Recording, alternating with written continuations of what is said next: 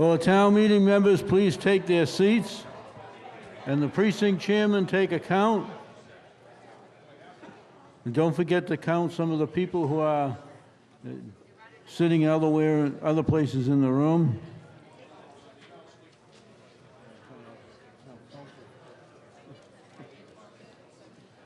Oh, I know, it was 7:50. It's going to take us a minute. Precinct 1. Precinct 1 is 8. You got your outside people? Some of the people that sit elsewhere in the room? All right. Precinct 2. 18. Precinct 2 is 18. Precinct 3.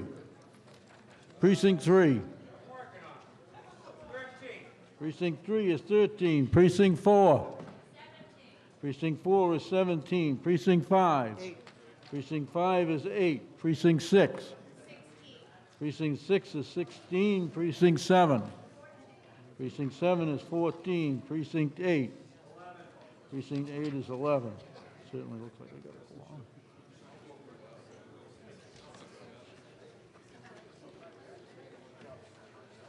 There are 105 town meeting members present. Will you please rise and join me in saluting the flag? I pledge allegiance to the flag of the United States of America and to the republic for which it stands, one nation, under God, indivisible, with liberty and justice for all. Please be seated.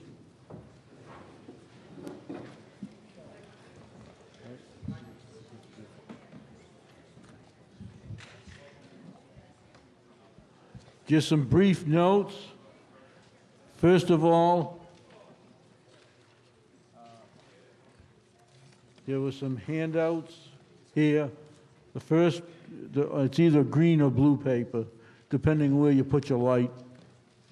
The order of business for this evening, and you'll notice it's not in sequence because this is the proper way that it was requested that we act on by the various parties. We're continuing with the capital outlay articles.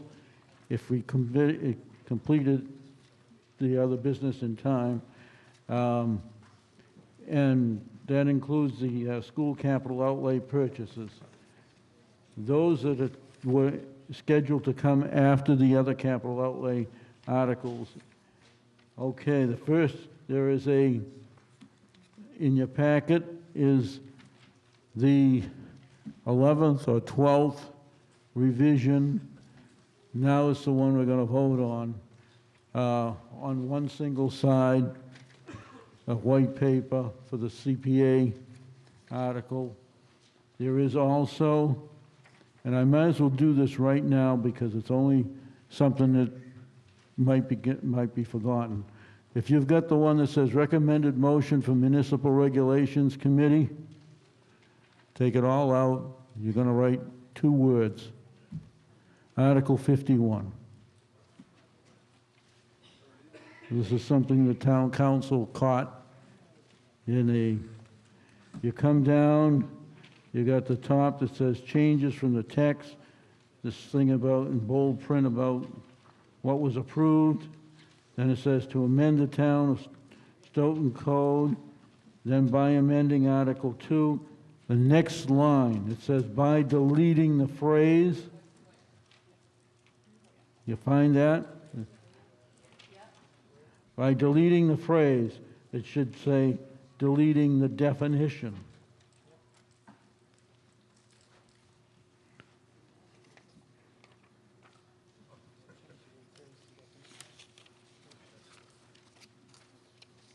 And tonight we will be having a few presentations, so that may take a little bit of time.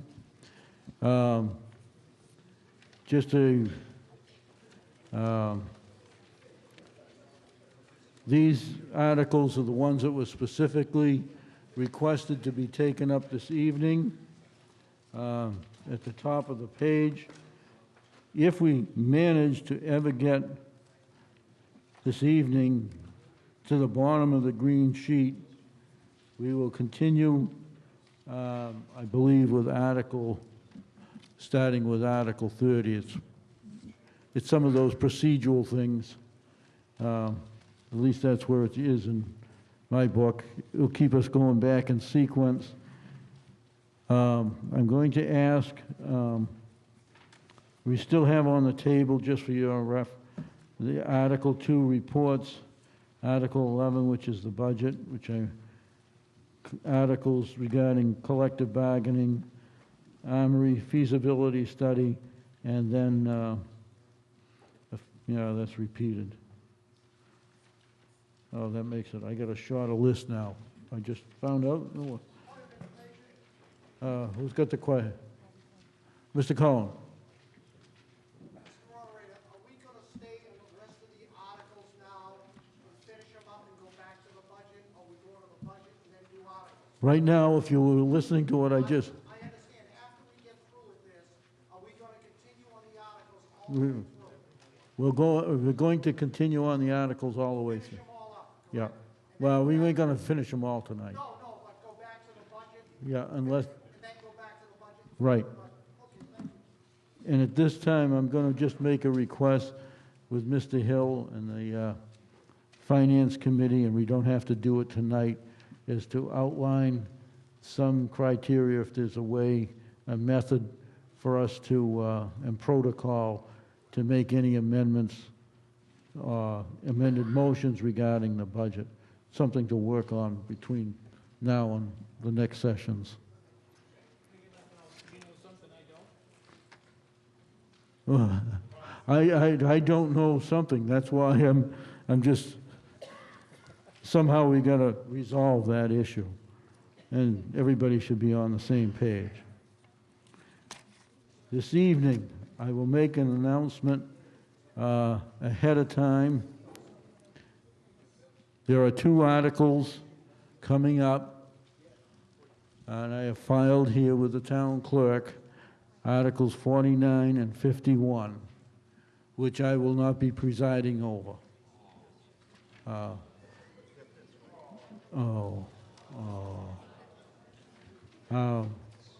It's wiser because I'm also personally involved with the same subject matter that's in the zoning in these articles, and it's better not for me to participate in that. Our deputy moderator will preside over those, and please be patient, and we'll go from there. Are there any other comments? Oh, I did ask the other night from Mr. Rowe, did you have a balance in our stabilization fund? If not, we'll bring it up later, because I don't even have it on the page.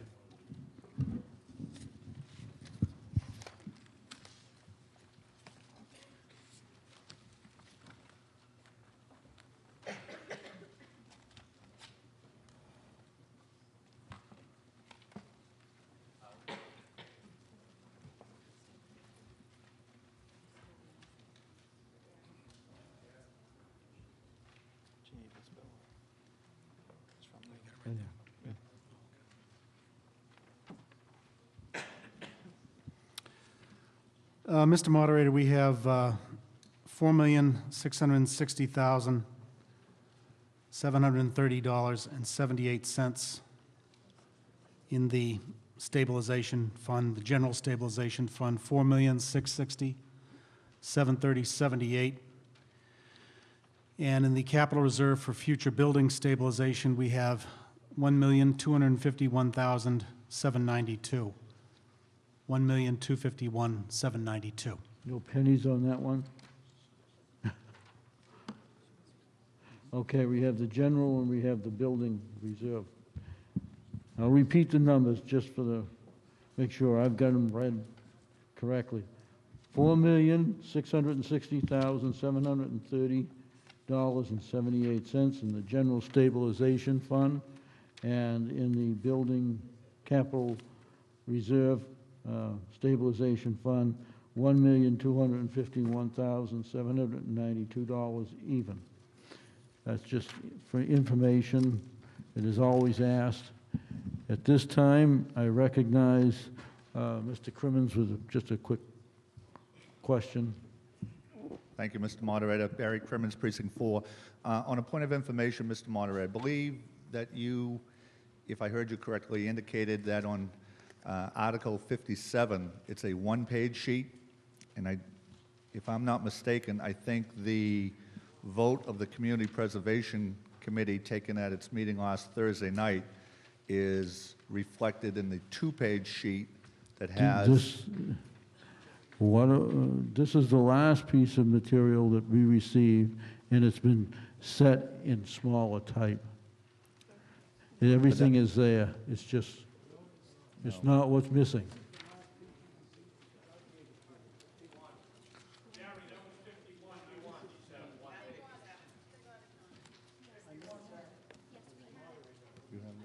Okay. There's a suggestion that perhaps... Oh, you're talking, your it has comment this was to 51? supplementary material?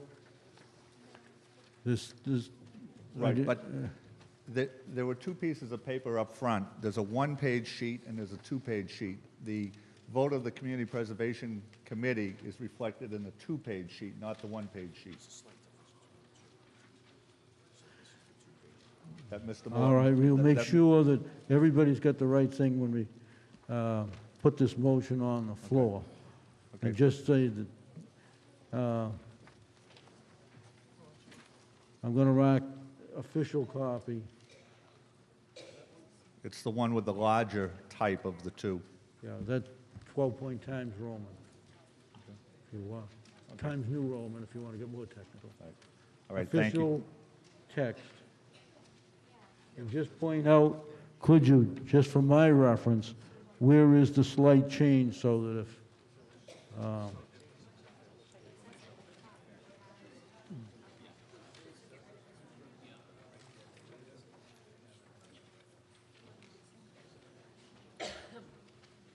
Right before the parenthetical applicant, it's or any successor in interest. That's new. Well, that's the one change. 'cause I'm not going to have to read this whole thing. And then the last, beginning with or,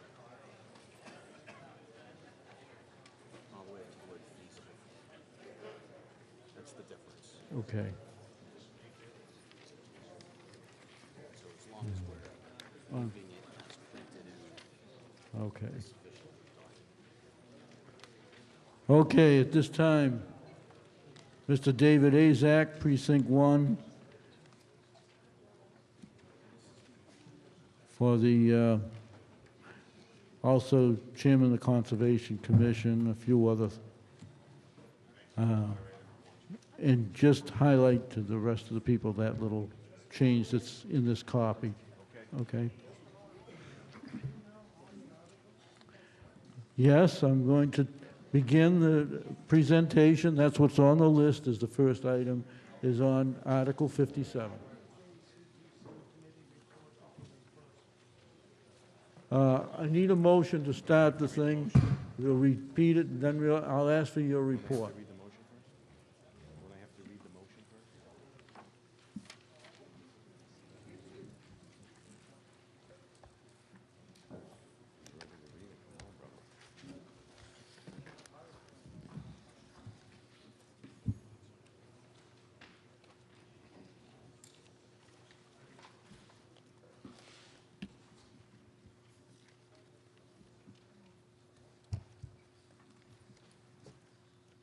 Do it.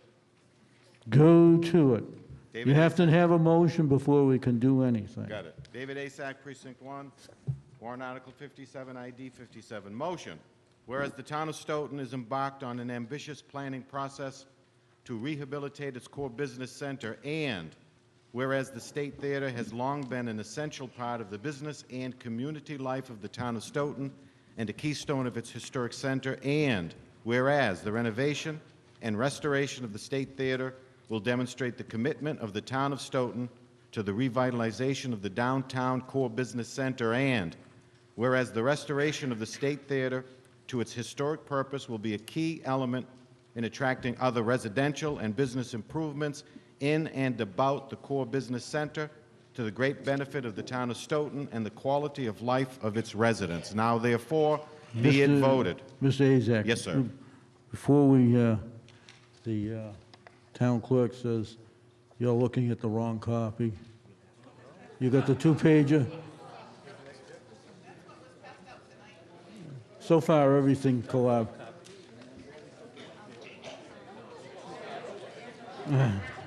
Yes, I'm reading the two-pager. Okay. Now therefore be it voted that the sum of It 550... wasn't on the table in the first place. Oh, yes, it was. Okay. Let's start at the whole thing again. No. Now therefore... Okay. Now therefore be it voted. It's long enough, I don't want to read it twice.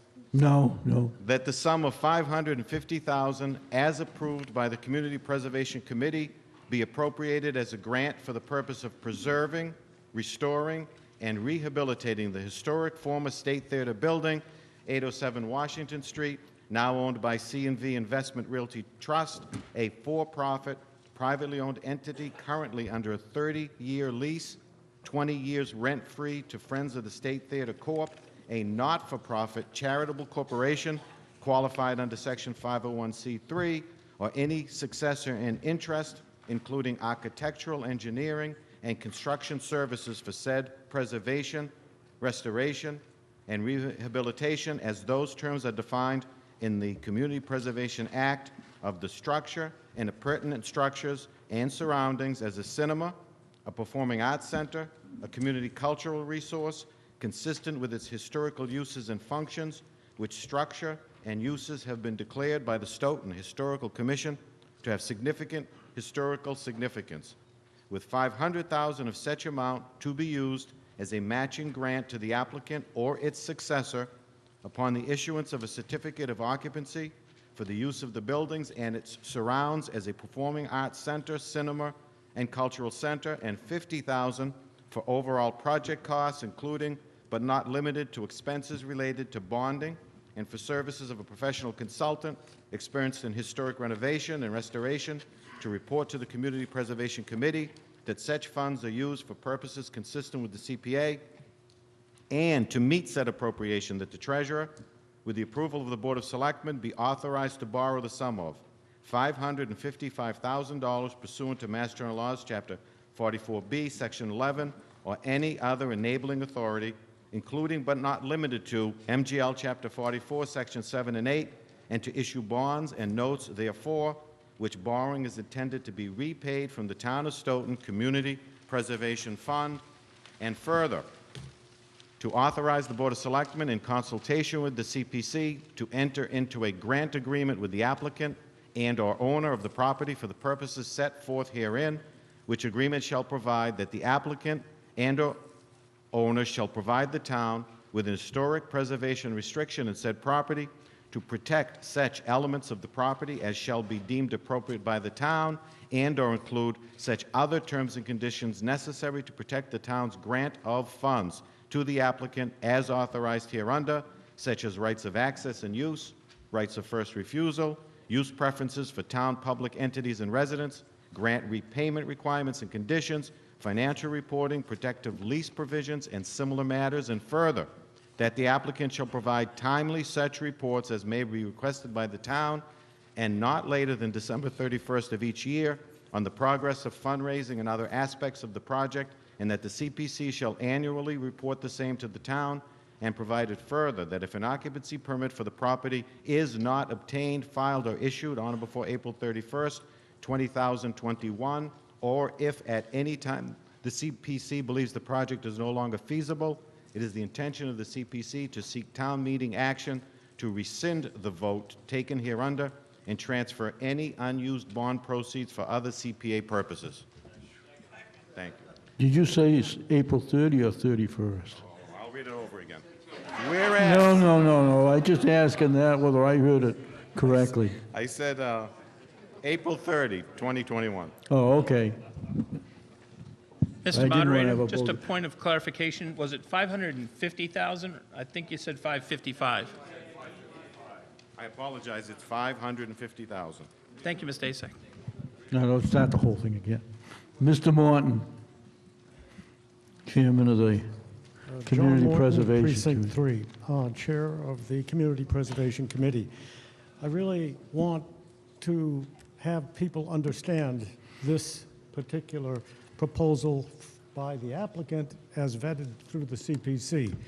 This has been probably the most vetted and carefully considered proposal ever to come before the CPC and therefore to come before the town meeting through the CPC.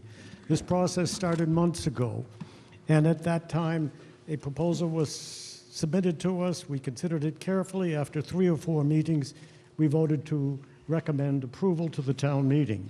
But our approval in the first approval was subject to the review of a business plan. We received that business plan later, sometime in early April, and it changed the numbers significantly. So we called the applicant back and we reviewed the proposal again. In the course of all of those hearings, we received a great many public comments. Many of the comments were very constructive, and they found their way into this proposed vote that's before you. Some of the comments really reflected a lack of understanding of the CPA and what it's all about and why it should be used, in this case, to fund a privately owned entity. I want people to understand that there are communities in this state that take the position that the only projects they will fund are public-private partnerships, because it gives the community an entree into an enormous potential to leverage taxpayers' dollars to do something wonderful in a community. For example, take this project. This is an $8.2 million project. If we can put $500,000 into something that kickstarts the rejuvenation of our center, brings vitality to our town, attracts a whole new group of people who are engaged in the arts, and gives us all something more to do when we come to the center. We have leveraged our tax dollars by the rate of 14 to 1. For every dollar we put in, we get $14 back. How does that pay us back? We have now in process an open space plan that's being revised, and under the guidance of Joe Scardino, a very good and developing strategic plan. And prior to that, we developed a community preservation plan. Every one of those plans says that the key thing we have to do in this town is revise our center. If we do nothing, we can expect nothing. Yes, there is a plan now for a new building in the center that's in the formative state, and it took a fire to cause that plan to even be considered. Now, we have a chance to do something that will bring some vitality to our center. Let me talk about public-private partnerships. This is the first one you will see. Look at what it is. It's a private entity that is a 501c3 entity. Nobody's going to make money on this. In fact, the applicants have been working very hard, spent their own money to develop the business plan that you have here, to develop this presentation, to create a corporation, which costs money to create, and to begin the fundraising process. They have or are in the process of filing matching grant applications with the state. They are wonderfully good, committed citizens who will not make a dime on this project. When and if the project is developed, we will end up with an $8 million theater in our center that will attract other businesses, that will create a tax base that will more than pay us back. But let's talk about the risk, because there was an awful lot of talk about the risk during our public meetings. If we vote yes tonight, we will put aside $500,000, $550,000 for a term of years. It may be 1 year, it may be as much as 7 years. If at any time during that, the applicant will keep us informed at the CPC level annually.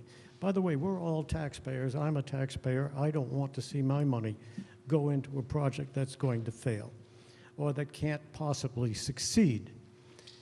We will come back to you annually and we will tell you how the project is progressing. If at any time it appears to the CPC that it is not feasible for them to raise the kind of money they need, at that point we will bring back to you a vote to rescind this authority and free up the funds. What will happen to the funds in the meantime? They will be set aside. The CPC will have to consider them as earmarked for this project, and we won't be able to use them for anything else. They'll be in an interest-bearing account, and they'll bear interest. Now, I admit that the interest isn't very high, but it's higher than zero, and we expect it to get higher. It doesn't matter. The money will not be used until there is an occupancy permit on this theater. What does that mean? You get an occupancy permit when you can open the theater and begin to use it. You will be able to open the theater and begin to use it after enormous sums of money have been raised by dedicated people working on this project. And we have a theater in town that suddenly is no longer a distressed building, but is an open and functioning community arts center. And it is the view of the committee, and there's other members of the committee here, and I welcome them to speak since this was a unanimous vote, that that is the kind of thing we have to do. If we wait for somebody to come into town on a white horse and restore our center, we can expect to see the center continue to deteriorate. And we can expect to see it continue to deteriorate at a faster rate. I've been in this town since 1975, and I have watched the center of our town fall apart, building by building, piece by piece. We have to do something. You know, I grew up in the state of Maine. Up there, some of the folks that lived in our town had water pumps. The way you got the water to start in the pump is you had to pour water in the top, wet the felts, then you pump away and the water would come up. You had to prime the pump. We have to prime the pump in the center. We have to commit our tax dollars and our commitment. We have to demonstrate our commitment. We have to put our money where our mouth is and say, we want this center to be better. And we're willing to bet a small amount on it. And I remind you, the small amount we are betting is the $500,000, $550,000, that will be set aside from year to year until we determine that the project is not feasible, in which case it will be returned, or the project is feasible, it's open and operating, and we gratefully commit the funds to this wonderful project that will restore our center. There was an expression on that screen at the last town meeting. It read, "It is better to attempt something great and fail at it than to attempt nothing at all and succeed at it."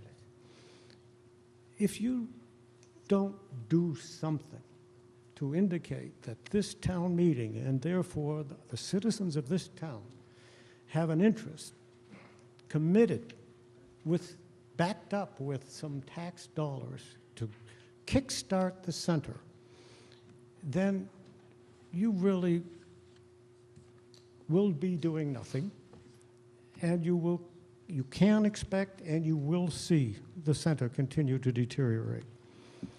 I guess as a final comment, I would say I feel very strongly in favor of this.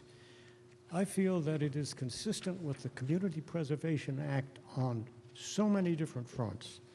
It is leverage, 14-to-1 on our dollars.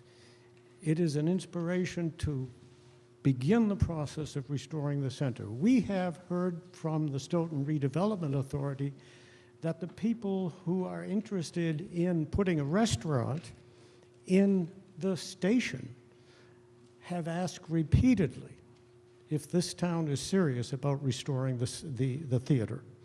They want to know. They don't want to build a restaurant there and have it sit empty in a deteriorating center. They want to build a restaurant in a vibrant center, in a growing center.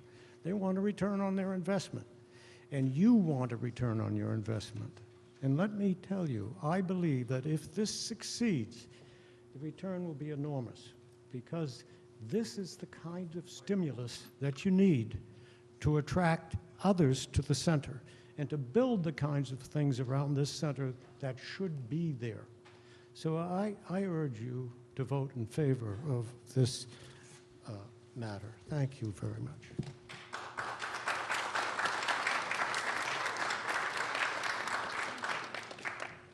Mr. Coleman, there's some more people going to be making a presentation, if you want to just, if it's a question to Mr. Martin. Yes, to the previous speaker, the article was to borrow $550,000 and then would have it and make interest on it. Usually when you borrow, it costs you more than the interest you make, so maybe I don't understand it. I hope I don't. That's a fair question. We would not borrow the money until just before we handed it over. What we have to do is earmark the money in the fund as if it had been spent. So that is $500,000 that the committee cannot spend on something else until this matter is resolved. So the money doesn't, we don't issue the bond the day after you make the vote. We just set the money aside and we say, okay, that is committed funds. Then when the occupancy permit is issued or when we see it coming, we'll do a bond issue, and at that point there'll be $500,000 in cash. And by the way, the cost to the CPA is not $500,000 in cash. It is the interest and amortization over a period of probably 20 years. So that was good to raise that. There will be no bond issued until and unless the money is actually committed to the project. I do have Chris Shannon and Pam Carr who are preparing a presentation.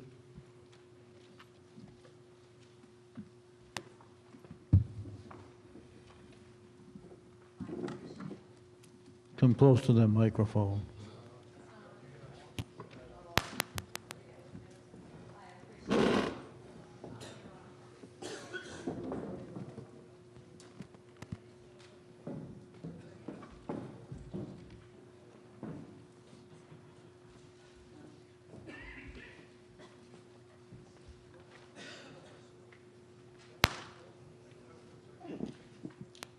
Take two.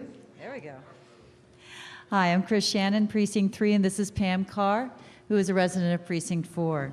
And we are on the board of directors for the Friends of the State Theater, and we're here to give a very short presentation regarding warrant Article 57.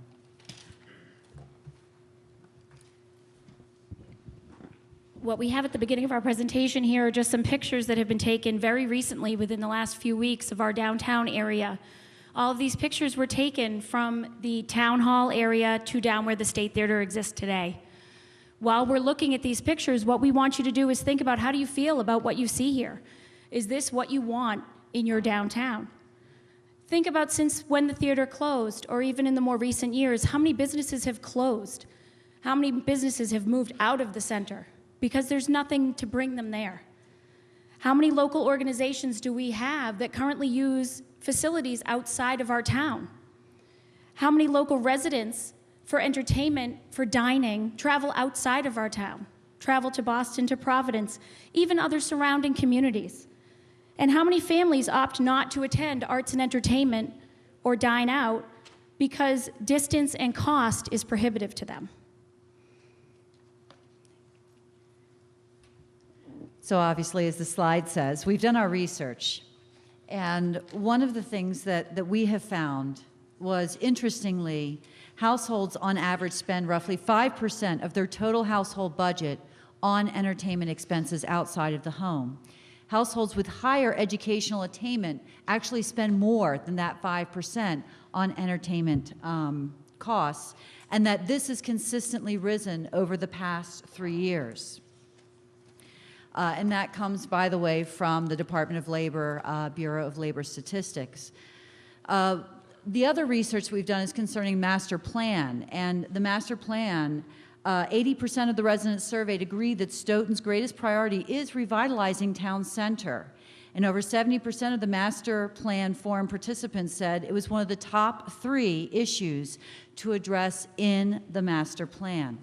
So we think that we have a solution to turn around Stoughton Center.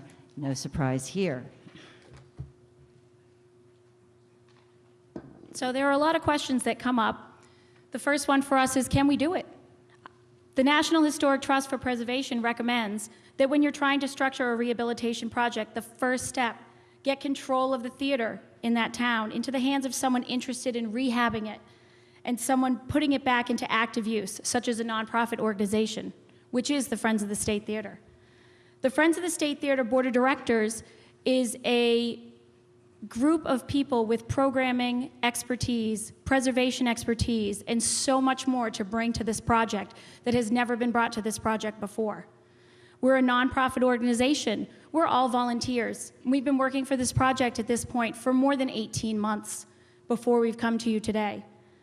Our professional expertise includes current and former town officials, theater professionals, lawyer, capital campaign manager, historic preservation artisan, financial planning experts, and downtown business organizers. We believe that our long-term plan, which includes the purchase of the building, will show you that we are dedicated to this project for the long haul. So the next question we get is, can the town afford this project? So as the chairman of the CPC committee has mentioned, this is a matching grant that's being requested of the CPC committee, and it will be drawn down from their existing account and does not actually impact the town's operating budget. Through the CPC, the town would be investing $500,000 specifically to leverage an $8 million investment in the town to preserve our history.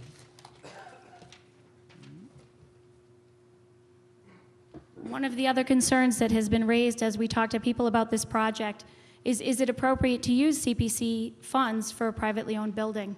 I know that John Morton did address this conversation, but we want to do it as well.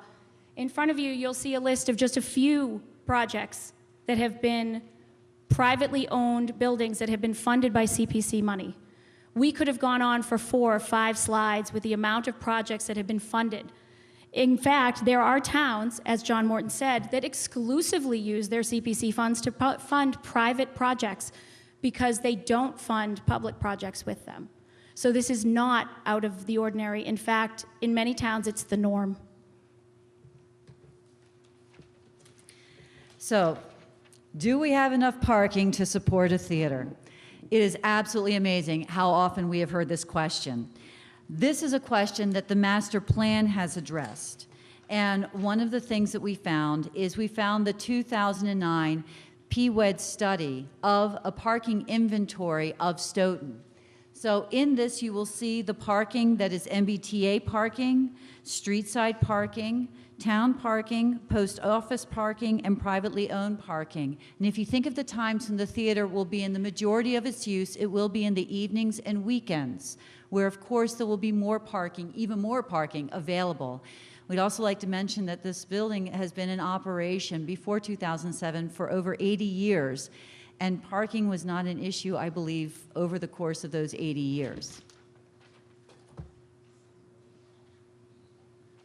So, of course, this is the question that everybody wants to know. What's in it for me? What's in it for the town of Stoughton?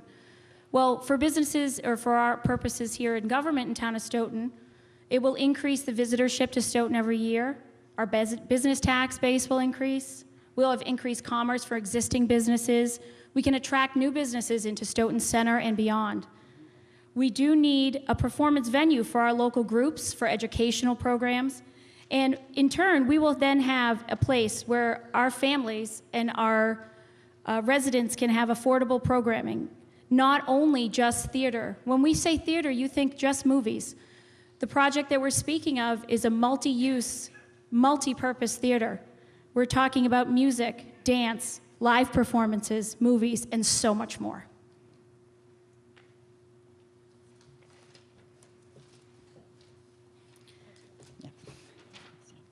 So the next two slides simply give a synopsis. As Pam has mentioned, we are not a fly-by-night operation. We have been meeting and working feverishly for more than a year and a half, some of us even longer than 2 years on this project. And we've accomplished quite a bit in that time before we brought this to you. This isn't something that we just thought of last night or a week ago or a month ago and said, hey, wouldn't it be great if we could do something with the theater? We've really been building a solid plan, getting a business plan together before we come to you for money so that we know we have a viable project.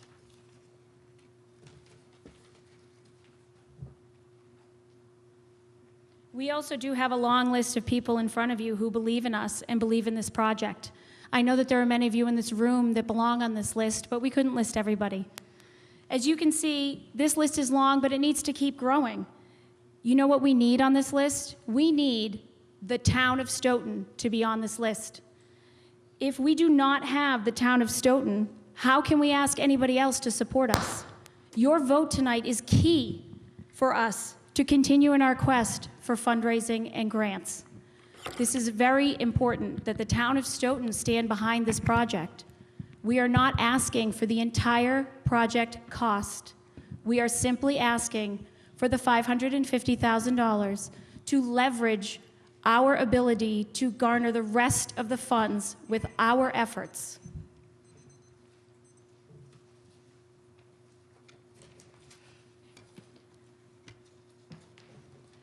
So we wanted to share some legislative support from the state, from a headline from the Enterprise that actually was posted on April 29th, 2014, and was updated on May 1st.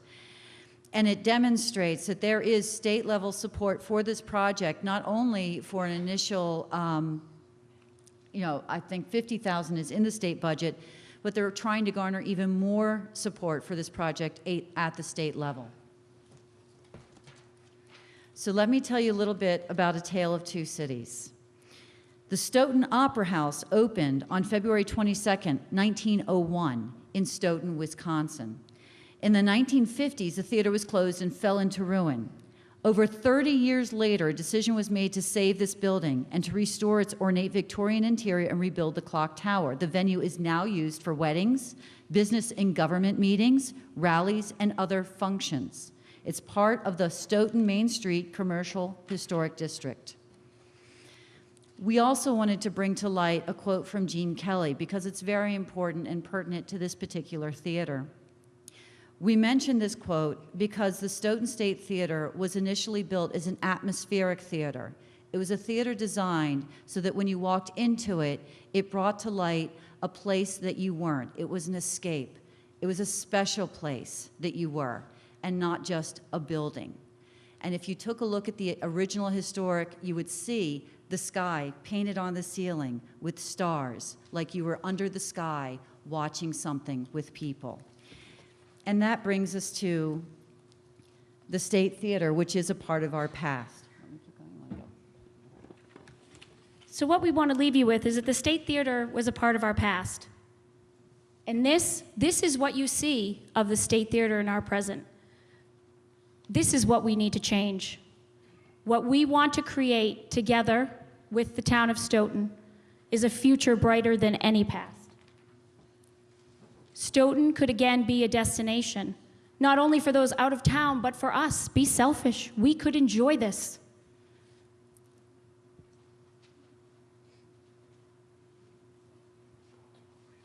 This right here is an interior shot of the Stoughton Theater that was taken just a few months ago. I want you to look at this and imagine the possibilities of this promising space. That is what this space could be. Together, this is our future. We could bring life back to Stoughton Center. We could once again make Stoughton Center a special place to be. So we encourage you to vote yes on Article 57. Thank you.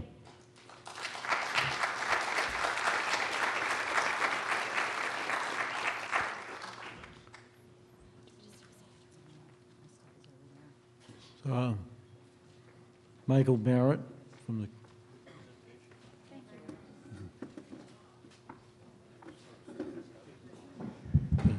Mr. Barrett? Yeah. Oh, okay. anybody in precinct 4, that's like a dark hole in space. Good evening. As the moderator indicated, I'm Michael Barrett. I'm the treasurer of the Community Preservation Committee. Last week, I stood here before you and talked about the financial resources of our Community Preservation Fund and indicated, as John said earlier as well, that at least in my opinion, it is better to attempt to do something great and fail than to attempt to do nothing and succeed. Tonight, I'm here to ask for your support for one more project for the CPA, which I happen to believe is probably the most important project that the CPA has brought forth to town meeting over the past 4 years.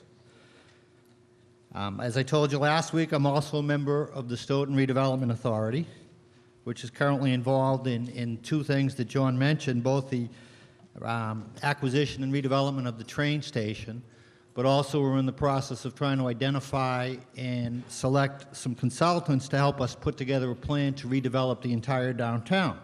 And as John indicated, and sorry for repeating, but these points are very important to us, everybody we've talked to, universally interested in and supportive of the potential redevelopment of the State Theater as such a key element to become a draw to us for the downtown area. I hope you all had the chance to see the recent favorable press we've been garnering, including in yesterday's Globe South section. There was a nice little story going on. And I think we're seeing more and more favorable stories about the potential for downtown Stoughton come out, which in no small part is due to the efforts of the Friends of State Theater and the interest in this theater throughout our community and the surrounding towns. That being said, I'm not by any means suggesting that we're in a position to simply throw money at the downtown or to take on any unnecessary risk. I've spent most of my professional life identifying, quantifying, and measuring the risks and returns associated with some fairly significant capital investments. Now, I worked for a multi-billion-dollar company, and I'm sure some folks look at it and say, well, yeah, you're a billion-dollar company, you can afford to take risk. Well, in reality, I worked in an industry that was noted for its low profit margins. We couldn't afford to take unnecessary risks. We had to manage carefully where we invested our money, and we had to monitor and evaluate it. And I think to some degree, or to a large degree, as John indicated, that's what the Community Preservation Committee has done over the last several months. I think we met 6 times on this project. And while everybody is supportive of the concept of doing something like this in the downtown area, everybody was concerned about the risk and about the appetite for risk here at town meeting. And I think we came up with a very good compromise in the wording that we've presented that I think protects the money of the town. I mean, John indicated it's $500,000, $550,000 against an $8 million investment in our downtown. I tell you, in the private sector, they'd take that all day long, every day. So again, I believe we've reserved enough flexibility in the way that the motion has been worded that will allow the Friends of State Theater to move forward towards success, which is in all of our best interest. With all of that said, I'll again ask for your support for this project, and I'll leave you with another thought from a fairly well-known business person, multi-billionaire, somewhere between $25 and $30 billion of net worth at the ripe old age of 30, the chairman and co-founder of Facebook, Mark Zuckerberg, who said, "The biggest risk is not taking any risk. In a world that's changing really quickly, the only strategy that is guaranteed to fail is not taking any risk." We need to take this modicum of risk for our downtown. Thank you. Mr. Rock. Hi, John Rock, Precinct 3. There's other examples in this area of community theaters that have reopened, and are thriving. There's one in Dedham. There's a Coolidge Corner Theater in Brookline, Somerville Theater. In Somerville, I think they're celebrating their 100th year. And then there's the Broadway Theater of Pitman, New Jersey. Now, you might ask, what the hell is a Pitman, New Jersey? That's a little bitty town in New Jersey where I grew up, about 9,000 residents. And so I just want to read a quick press release from 2006. On 2006.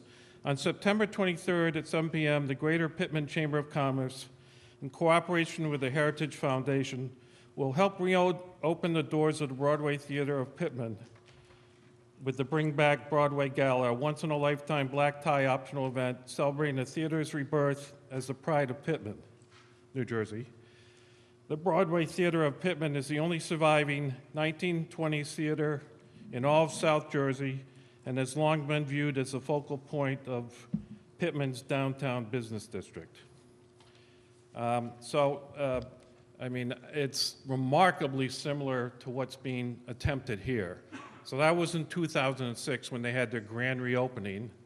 And you can Google it, Pittman, New Jersey, Broadway Theater. If you want to catch a show, they have the 2015 schedule already up.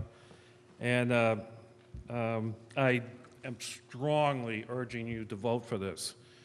To me, it's really, it's worth taking a chance. You know, it's a bit of a chance, but to me, it's the most viable option for revitalizing the downtown of Stoughton. And if Pittman, New Jersey, which I really hated when I grew up, can do it, a town of 10,000, certainly Stoughton can do it. Thank you. Mrs. Camacho.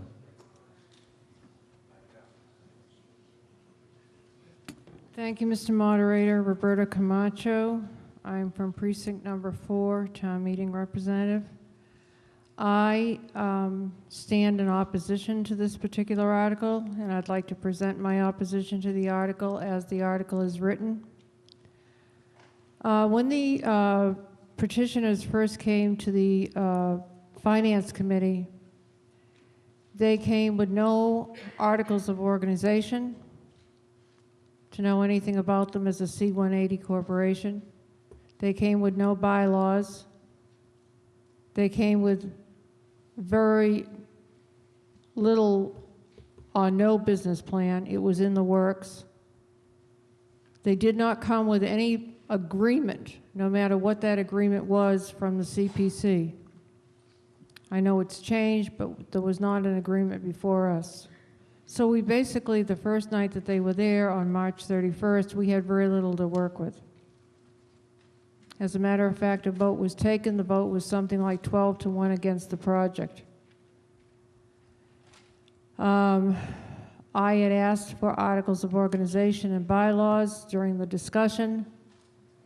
There was no reconsideration of the vote, but yet another member of the Finance Committee wanted to know, couldn't we honor the fact and have them come back again and bring their articles of organization, et cetera, and the things that we had asked for. And so we voted to let them come back again on the 14th of April. And so they did.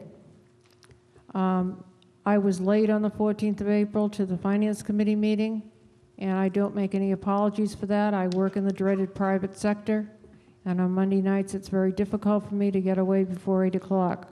When I went up in the elevator, the people from the Finance Committee were coming down. So what I'm mainly concerned with is the public-private partnerships. I think we've seen a lot about public-private partnerships. I am not a multi-millionaire getting up here trying to give you advice about running corporations, but I think we've seen enough of these multi-bulties that have been failures regarding private-public partnerships. And think of one nearby, Kurt Schilling, and then we can think of some others like Cylinder and some other types of public-private partnerships. And what I would like to do is just simply look at some of the things in the articles of organization, because the articles of organization of a corporation are the way that corporation is going to run. And the articles of organization that were filed with the Secretary of State's office and accepted on February 4th for chapter number 180, Article number 1 gives the exact name of the corporation. Article number 2 is the purpose of the corporation to engage in the following activities. Under Section E, it says, in general, to do anything permitted by Chapter 180 of the General Laws of the Commonwealth of Massachusetts. Chapter 180 of the General Laws of Massachusetts is like the Wild West. And all present and future laws of the Commonwealth of Massachusetts applicable to nonprofit corporations and to carry out all corporations' charitable and educational purposes within all the meaning of the Section 501c3 in the Internal Revenue Code of 1986 as amended, meaning they're tax exempt.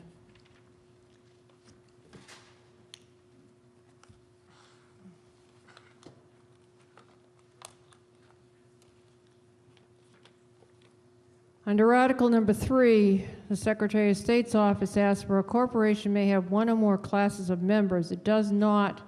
If it does, the designation of such classes and the manner of election or appointment and duration of membership and qualification rights, including voting rights of the members of each class, may be set forth in the bylaws, member bylaws of the corporation, and may be set forth below.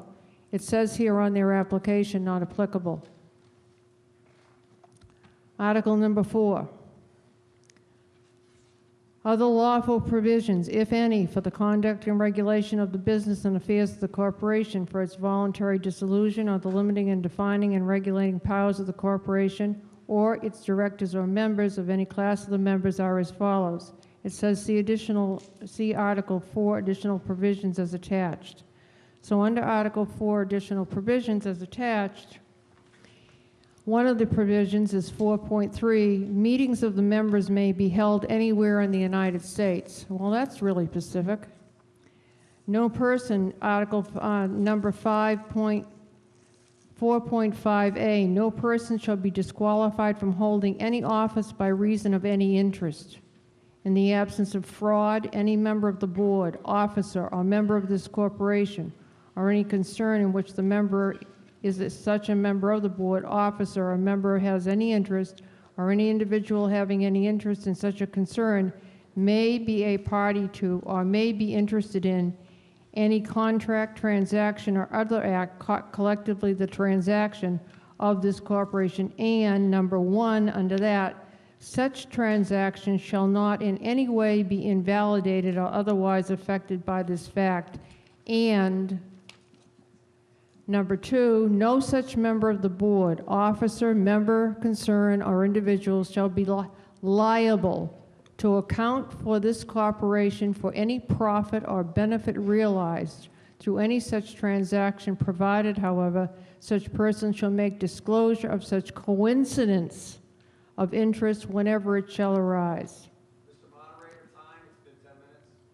I got to tell you, I'm in charge of the clock here, and there's still 2 minutes to go. For purposes of Section 4.5, the term interest shall include personal interest and also interests of directors, stockholders, et cetera, et cetera, et cetera. All right, so there was the articles of organization I've briefly gone over with you. There are no bylaws. Bylaws do not have to be filed with the Secretary of State. They were not presented to the Finance Committee. I don't know about the existence of any bylaws. Maybe someone else here tonight does. But bylaws are important, and they are a requirement, although they do not have to be filed with the Secretary of State. So therefore, in conclusion, in making my time limit, I hope, would be that this is not a public corporation. It's a C-180 corporation. Unless the Community Preservation Committee draws a very tight document, you will have to go to Superior Court to get any information.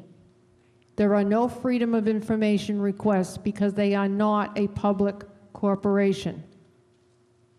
This is the main problem with funding private corporations on a willy-nilly, feel-good basis. You've got to look at the underlying legal documentation. That is what I think is very, very important. That was not what was given to us at the Finance Committee, and therefore, our duty as a Finance Committee is to look at those kinds of things and make a financial decision. My vote was no when I had the chance to vote no, and I shall vote no against tonight because I do not think the documentation has been presented. The looking nice and feeling good, I have no problems with that. But I want, public money is all of our money. It's not no one's money. And that money was raised from real estate transactions. Many of those real estate transactions, the people that had those You have transactions about 4 seconds left. take place could probably have used that money otherwise. And I do not believe that this is a proper purpose for it. I think housing is a much, much better idea, and that's what's said in your housing development plan that you had done and paid for. Thank you. Mr. DeFelice. Mr. Moderator, can we respond to a lot of these innuendos, I guess? After Mr. DeFelice, okay? Okay. Thank you, Mr. Moderator. Yeah, this project certainly has been a long and winding road. If you look at the original application for this project, stated 12/4/13, and on the original application, it asks what the total project cost will be. It says here, $2.5 million. Now, that was, what, 6 months ago, approximately, in December? So since then, it's ballooned. At one meeting I went to, it was in the $3 million area. Then I went to another meeting. It was in the $5 million area.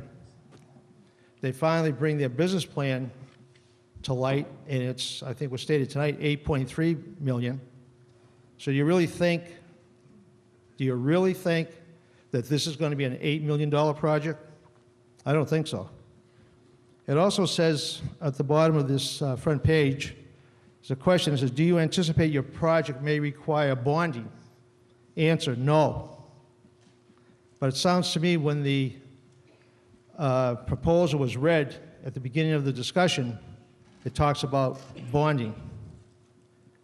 Another problem that I have with this is the fact that these monies, as was stated earlier, can be encumbered for up to 7 years.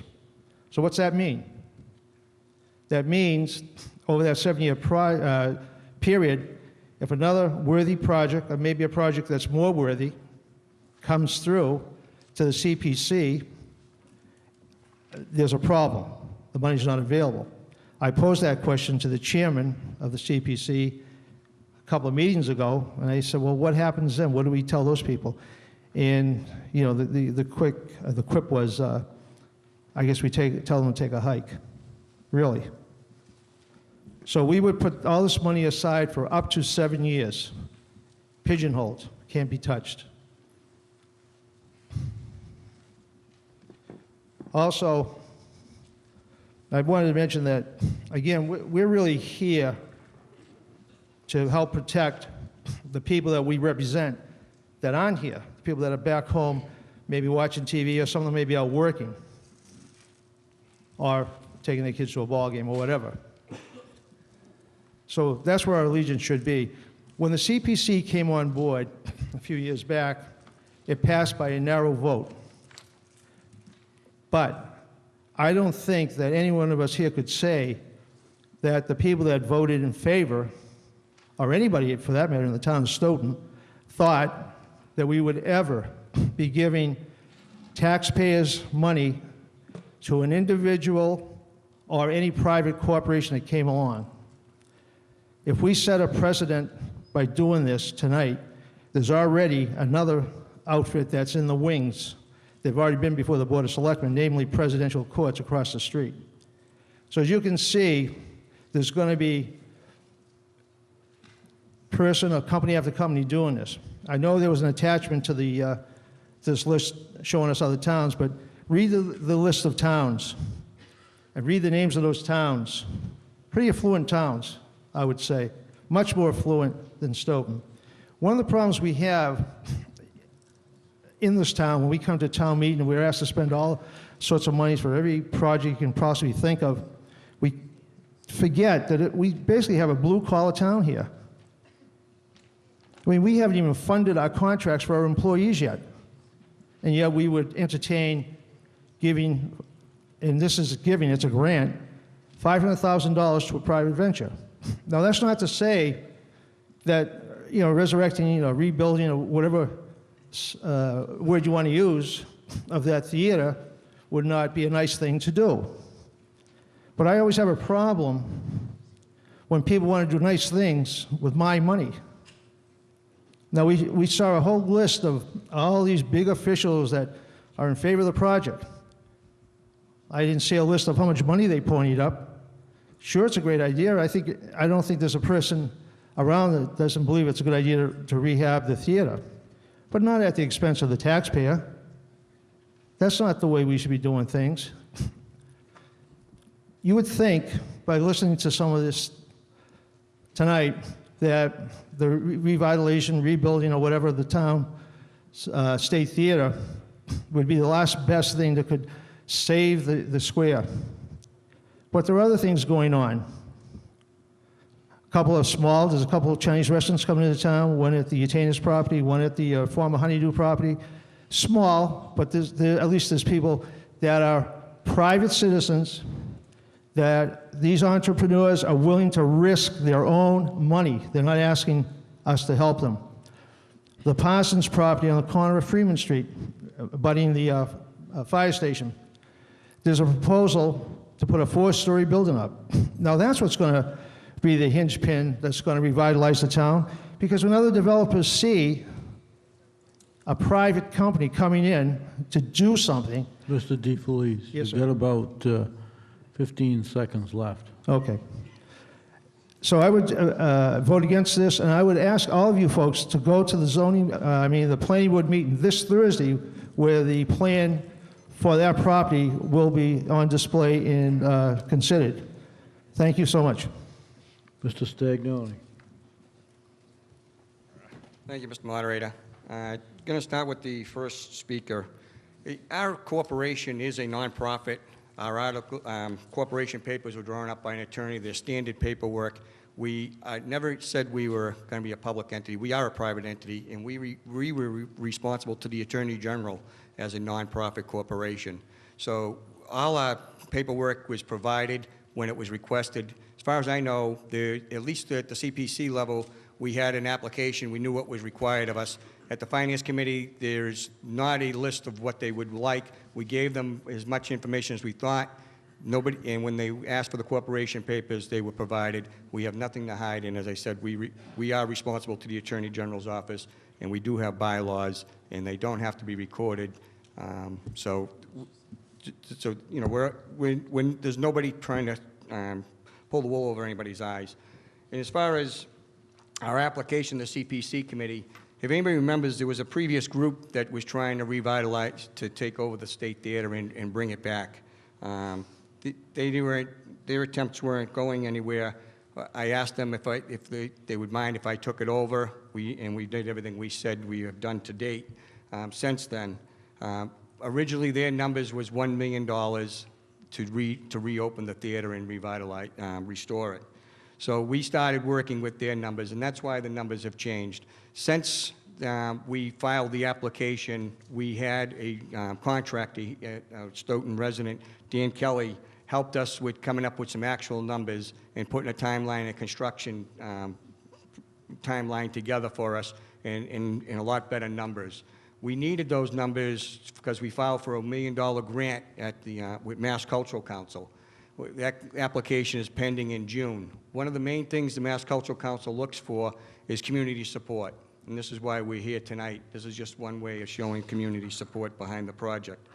The other thing is, you know, it was mentioned that don't invest our money. Well, the state is your taxpayers' money as well. There was $50,000 in this year's state budget, which is what we're using some of that today to do these renderings, the business plan, and some other things. We're in the process of hiring somebody to stop some leaks coming into the building as well. So the state is invested in it, and then we've seen Senator Joyce, Representative Kafka, and Galvin have put in a bond bill, another $1 million, above and beyond the $1 million grant we filed for with the Mass Cultural Council. So those are our taxpayer dollars as well. If everybody's against that, there's we spend a lot of money on different things. We also do TIFs in this town. We've done quite a few TIFs. You don't get the money up front, you get the money over time. It's all about being a partner in creating jobs and creating economic stimulus. What do you think happened when the company that left the Shaw Group left down in North Stoughton and left a 6-story office building empty? What do you think the impact to Kohl's, Olive Garden, BJ's, and all them when 600 employees pick up and leave town? There's not just the people that work within the theater, it's going to be the residual economic impacts that this town's going to realize. And we've never said during the presentation that we were the answer to the whole downtown problem. We are trying to be one of the solutions and being the starting point. So we got to start somewhere, and this is why we're here and doing what we're doing and trying to raise the funds. And the other thing you could ask is, do we want to preserve the State Theater? Does it mean anything to the town as a whole? This is what it used to look like. One of the first things we did was purchase the original blueprints from the State Archives. We're trying to bring this back. These paintings were put together by a preservation architect for us, and this is exactly why the price tag is what it is. It's not cheap to do preservation work by any means. So hopefully I answered everybody's questions as far as that goes. But Mr. Otter, thank you very much. Mr. Linehan. John Linehan, Precinct 1, and I'm also a member of the Community Preservation Committee. And I just want to say, I have great respect for some of the people who were up here before me, even on the other side, but I, every day, work in a public-private partnership, and I'm not ashamed of it. We do some great work, and I think we bring great value to the people of the Commonwealth beyond what their tax money brings. We more than double it. So it's hardly an anomaly. And I think the other thing to look at here is, people have said it, but this is going to be one of the linchpins of saving this downtown. We are not, if you think about the name of the act we're talking about here, the Community Preservation Act, are we preserving our downtown? Do we need 2 more Chinese restaurants? I don't think so. I think we need a little more diversity in this town. We're becoming a capital for that kind of stuff. We need to invest. People are going to look to the town, to the townspeople. Are they going to go to that theater when it's opened? I'll tell you one thing. We're going to send a strong signal. If you apply for a grant, I do plenty of this stuff. They want to know how many of your board of directors have signed on and are contributing money to whatever the project may be. I'll bet, looking down there, all of their board members have contributed personally to this, beyond all their time they put in. I have great respect for them starting this from scratch. Do they have everything lined up the way they want to now? No, I'm sure they don't, and that will continue to work out over time. I know how complicated putting together bylaws and articles of organization are. It takes time, and they've been skating hard. So I think the bottom line really comes down to, what is the Community Preservation Act? This is probably, as was said earlier, one of the best things we can do to preserve our community, which is in a state of deterioration in the downtown area. It's sad. And if you drive through there, I think we all have something to be ashamed of, and this is an opportunity to change that equation. Thank you. The gentleman in blue jacket, could you please identify yourself? Please identify yourself and precinct. Larry Sauer, Precinct 2. I know I'm a relatively new addition to the town meeting here, as well as to the town of Stoughton. I've only lived here 10 years, and I know there are people here who have lived here much longer than I have. But in those 10 years, what I've seen is a real deterioration of our downtown area, and it's really been a disappointment to continue to see businesses close, a building burn down and not be repaired or replaced. I support this revitalization of the State Theater. I went to the presentation that they held before town meeting, and unfortunately, it was very poorly attended. There were maybe a half a dozen people there, where they talked about this project, and here gave a lot more detail today. I do see this as an important project to begin the revitalization of the downtown area. I think that it's important that we do something to move the center forward, and I'm asking that all of you support this. Thanks. I see John Malley wanted to speak. Mr. Malley.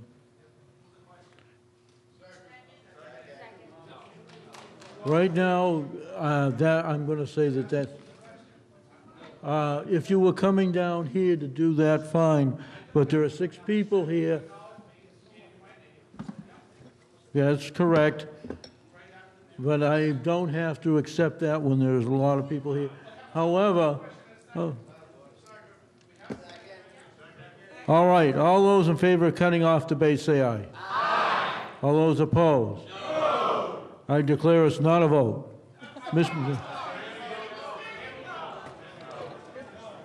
That is the chair's decision.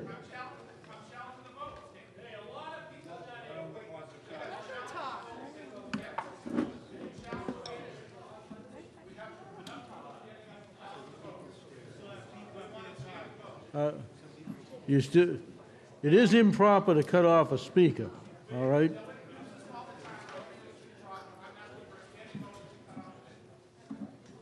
All those in favor, please rise. Cutting off debate. All those opposed?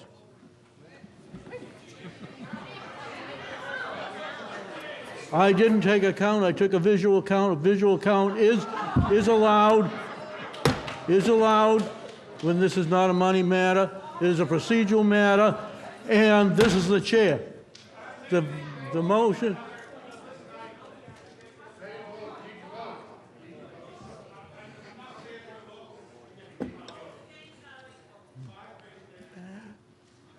You have to be fair. As I saw it, there were more people who stood up and did not want to vote to cut off debate. I recognize next, Miss Bronston. Denise Bronston, Precinct 8. Please come a little closer. Can you hear me now? Okay. And I am giving at least 5 minutes to each person. Don't abuse it. Thank you. Okay. Ms. Bronson. I remember going to the Stoughton Theater. We used to walk up, buy chocolate-covered peanuts at 5 and dime, go to the store, to the theater, pay 10 cents. I saw Buffalo Bob and Howdy Doody there. Okay. What was the language on the ballot when people voted to adopt the Community Preservation Act? It did not say, let's fund private businessmen. This is an immoral use of this money. Thank you. Mr. Smith.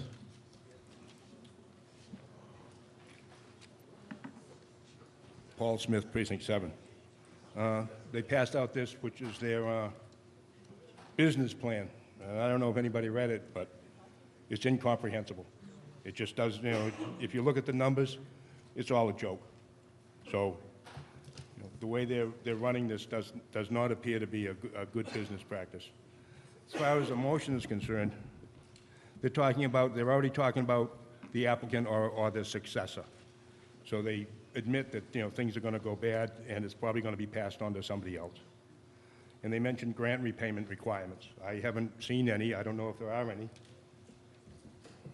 And how much time have they spent on fundraising up until now? Can we have an answer to that? Mr. Stagnoni.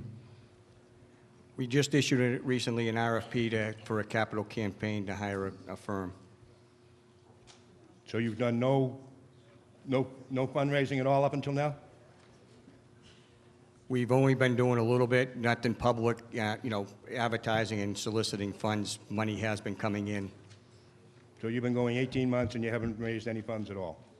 We have raised funds. We didn't say we didn't raise any, we just said we haven't actively been promoting it as a capital campaign as of yet. Are there plans to do that? As I just said a couple of minutes ago, we issued an RFP a little recently, and we're hiring a consultant to, looking to hire a consultant to run the capital campaign. Hire a consultant, okay. With the $50,000 you're getting from us? What's that? With the $50,000 you're asking in here, is that where you're getting the? No, that's for the CPC committee. All right, well, I'm voting against this. I don't think this is going to work. It should be done, but not with our money. Mr. Crimmins. Thank you, Mr. Moderator. Barry Crimmins, Precinct 4, and I'm also a member of the Community Preservation Committee. I want to speak on a couple of the questions or points that have been raised by some of the previous speakers, many of which I shared as this project came before us during the course of the last several months. I had just been appointed to the CPC in November, and this project, I think, first came before us in December. And the reason I rose tonight at the start of town meeting, if you recall, to make sure we had the correct motion that we were acting upon is this, even as the moderator jokingly referenced, is, I believe, something like the 12th draft of the motion. And I say that because it speaks to the amount of work and effort that took place both on the part of the CPC, the Community Preservation Committee, as well as the applicants to address the issues that we had. I, as several other members in our committee, were concerned about many of these same things. The reference that the previous speaker just made to successes and interest was not something that was put in on behalf of the applicant, or at the request of the applicant, I should say, but was put in at the request of the committee. We had the concern, so we wanted that language in there. Many of the drafts that came about were to address various issues that were brought up in the public hearing process, both on the part of members of the CPC as well as others who came to our meetings. The end result was an article that the CPC voted on unanimously to support. And I think it did so because it took into account many of the concerns that folks have expressed about protecting the public investment of public funds that the applicant is asking for. We recognize that there is a risk associated with this, but we were willing to take that risk. We did so by conditioning the expenditure of funds on the applicant receiving their certificate of occupancy. As you heard tonight by the chairman of our committee, Mr. Morton, they need to raise considerable funds before the monies that, if this article were to pass, that would be voted on by us, would be released to them. So there are protections built into this. Lastly, there is language that was added to the very end, and this just happened at last Thursday's meeting.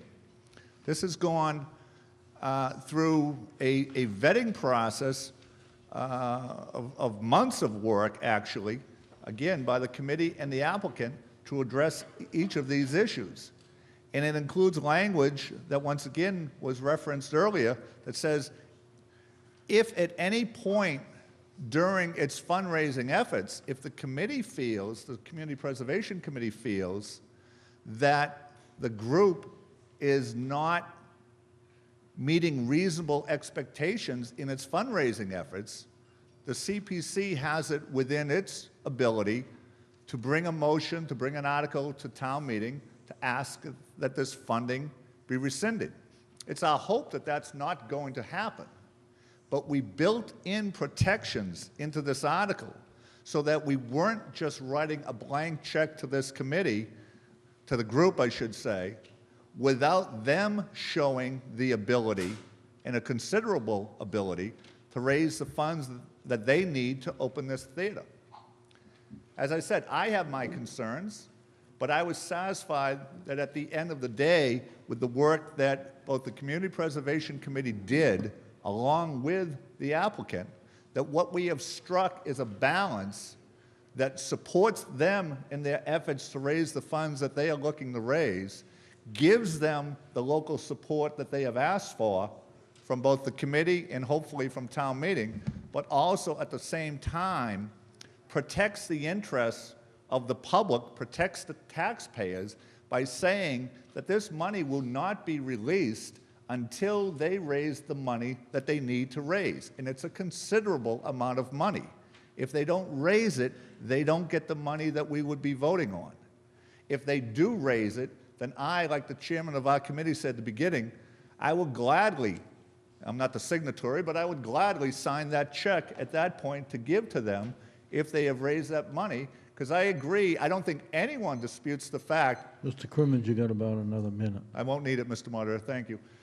I don't think anyone disputes the fact that the downtown needs to be revitalized. And I don't think anyone disputes the fact that they'd like to see the State Theater come back to what it once was. There were concerns about funding, but I think we have adequately addressed those concerns with this document that you will be asked to vote on tonight. Thank you.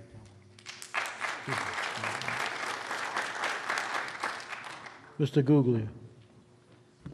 Dave Guglia, Precinct 6. I move the question. Cut off the vote. This time, I heard a second. That was the proper way to do it. All those in favor of cutting off debate, say aye. Aye. All those opposed? No. The motion carries to cut off debate. On the motion, can we have a summary on that? I'm not going to read the whole thing.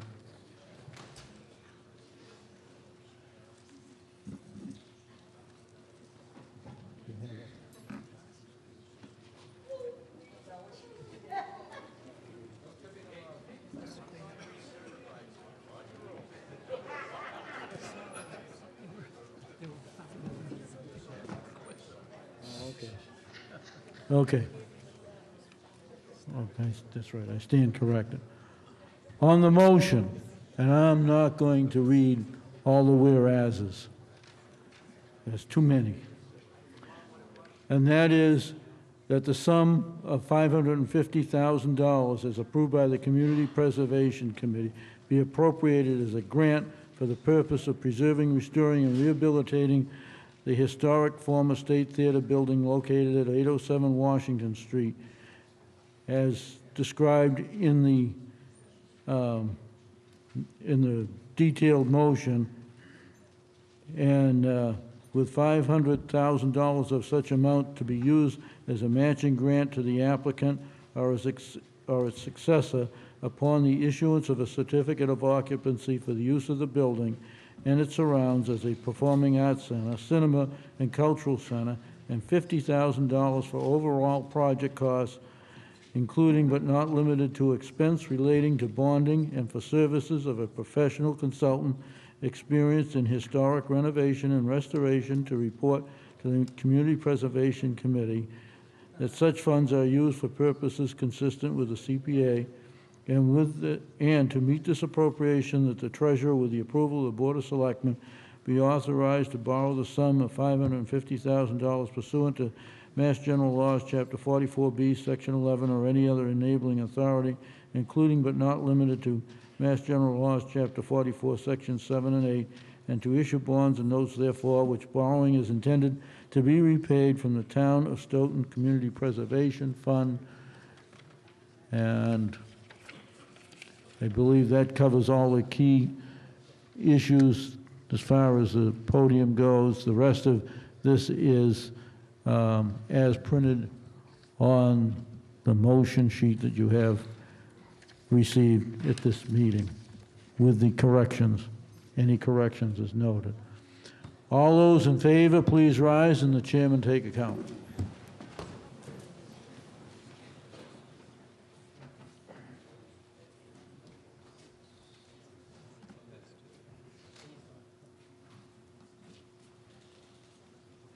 Have you got everybody in your precinct plus up front? I do. Okay. Precinct 1. 11. Precinct 1 is 11. Precinct 2. 14. Precinct 2 is 14. Precinct 3. 10. Precinct 3 is 10. Precinct 4. 17. Precinct 4 is 17. Precinct 5. 10. Precinct 5 is 10. Precinct 6. 11. Precinct 6 is 11. Precinct 7. 9. Precinct 7 is 9. Precinct 8. 9. Precinct 8 is 9. All those opposed, please rise and the chairman take account. Precinct 1. 1. And, Mr. Moderator, I am pleased to announce we have an even, odd, or dirty dozen now in my precinct. Okay. Mr. Dolinsky, Precinct 2. You have 5. Precinct 3. Precinct 3 is 3. Precinct 4. Precinct 4 is 1. Precinct 5. 0. Precinct 5 is 0. Precinct 6. 7. Precinct 6 is 7. Precinct 7. 4. Precinct 7 is 4. Precinct 8. 3. Precinct 8 is 3. 11 and 1. 11 is for the yes.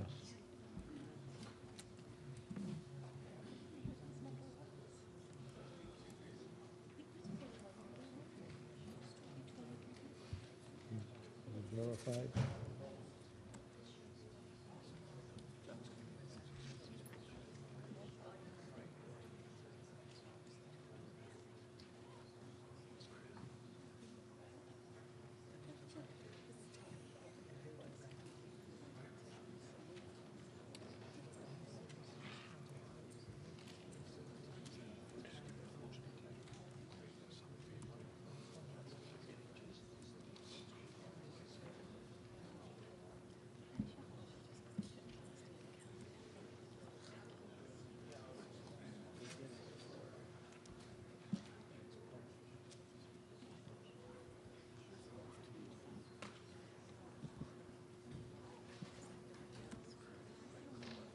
There's 91 yes, 24 no. The motion is approved. That exceeds a two-thirds vote.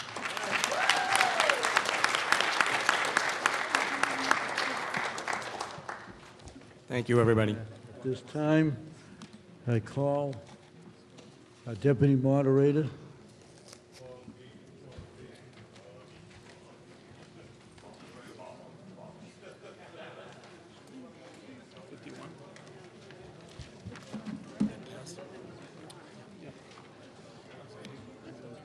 No, we're doing 51. That's what the chart's about. All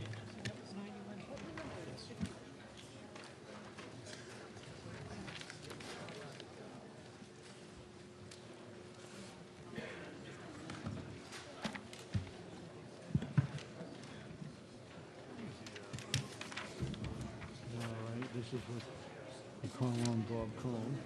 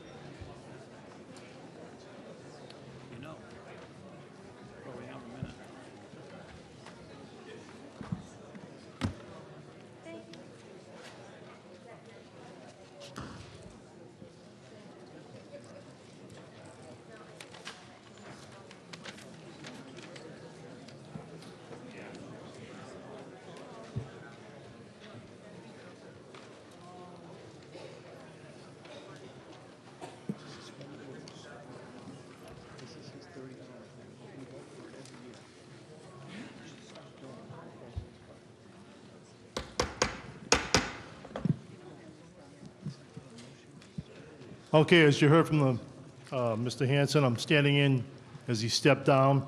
We're now going to hear Article 51. Article 51, ID 51, to allow multifamily senior housing. Chapter 200, Article 11, community facilities and multifamily senior housing. All right, at this point in time, I just have to let you know that the planning board did not have a recommendation that you'll see in your warrant. Let me just read this. The planning board voted 4-0 to refer Article 51 to town meeting due to procedural uncertainty. The planning board had 4 members present for the zoning bylaw public hearing held on April 14th, 2014. Therefore, the planning board's vote reflects a membership of 4 for this particular meeting. They've referred it to town meeting.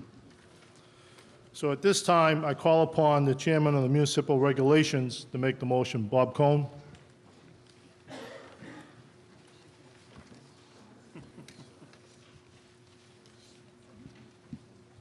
Motion to amend the Town of Stoughton Code, Chapter 200, zoning bylaws regarding multifamily senior housing, viz.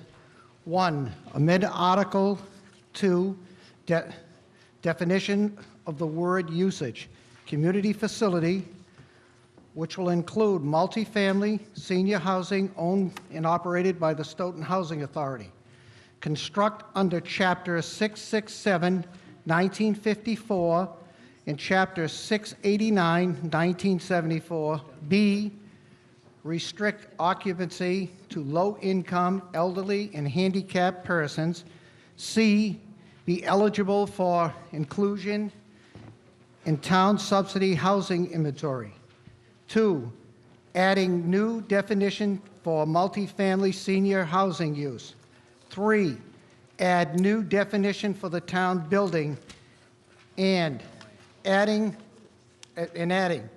4, adding to the table of use, principal use, community facility item. No, 19, multifamily senior citizens housing by special permit in all residential zoning in the table use, principal use of community facilities as detailed in printed motion dated 5/17/2014.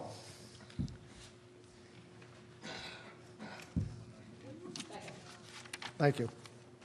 Yeah, just a correction on number 4. You mentioned the word no. It's actually number 19. Okay. So amended. Can I speak on this from the municipal reg? Sure, you are. I am the chairman. We met one night. Wait a minute, before we go on, do I have a second? Okay. Motion been made and seconded. Go ahead, Mr. Cohn. We met. We happened to have the Housing Authority. We had a Board of Selectmen, and we had the town moderator, fortunate enough to have him here. And some of these corrections we had was a great night. It took us 45 minutes to get this article that was going to a negative vote to a positive vote. And basically, the moderator, which runs this town meeting, agreed to this. We made a change earlier, and we added a word in there. And basically, this is the article the way it should stand, and I hope you support this. Thank you. Okay, that motion was, the way he read that motion, just so everybody knows, he made a summary of the article. He read that motion as a summary. So he wouldn't have to read the article. Does everybody have a copy of the handout? I know some people are saying they don't have it. The precinct chairs, I believe, distributed the article, Article 51, ID 51. Well, this evening. If you don't have any, see if there's any more on the table up here. So can you just,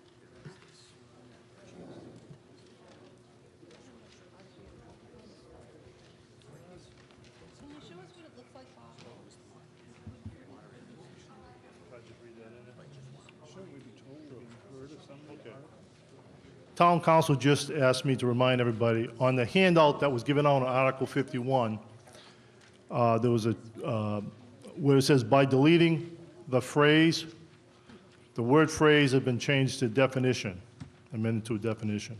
So I was just lost. So you were summarizing, we're doing summary motions now, summarizing this handout? That's what the town moderator gave me to read, summarizing this. I was just confused because I didn't have that summary 30 hours in advance to review it and follow along, so I don't know. It was in the mailing we all got, all town meeting records. All right, hang on, excuse me, no cross debate, please. Now, here's my procedures. If you do want to discuss on the article, talk on the article, please come down here, even to move the motion, move the article. Please come down here to the chairs and sit in order. All right?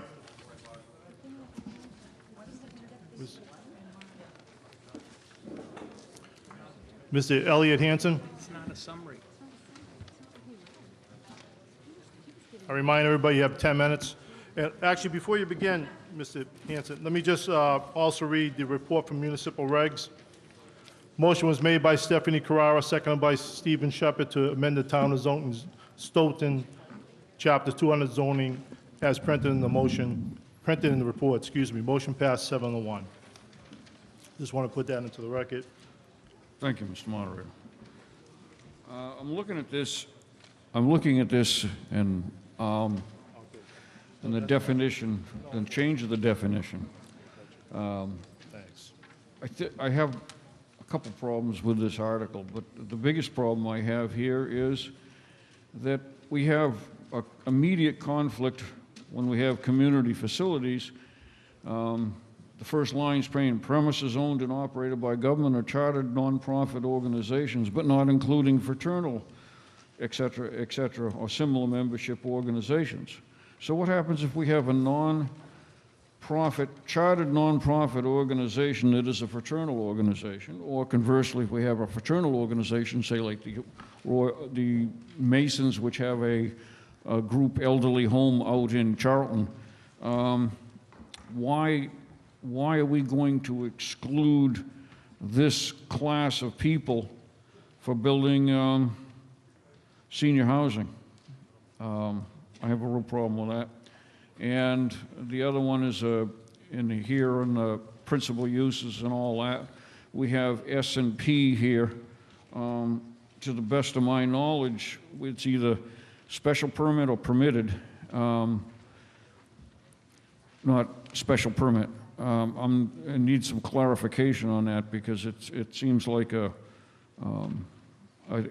classification or things that doesn't exist currently. But the thing that bothers me most of all is exclusion of organizations, certain people for having senior housing, multifamily single housing. I think if a private entity wants to put up a private thing. Oh, thank you. I see Ms. Walsh had given me the corrected one here. That has the S's. Okay. Strike that about the S and the P.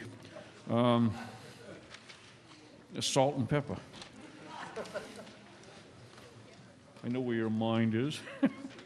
It's in high places. But my concern about that is the exclusion of a class of people that should not be in this. If it was, I think in the process of amending this, I would like to change that and strike out the things, but not including fraternal, and that would, well, I think in adding, it could be a for-profit organization, but certainly chartered, exclusively making it governmental or not chartered nonprofit should not be in there. So perhaps we should, in fact, the community facilities and the definition of it, strike that the first sentence out. Premises owned and operated by a government or chartered nonprofit organization, but not including fraternal, sports, or similar membership organization, narrow the scope of the article, and delete that line. So there's a motion. Let me refer to town council for a second.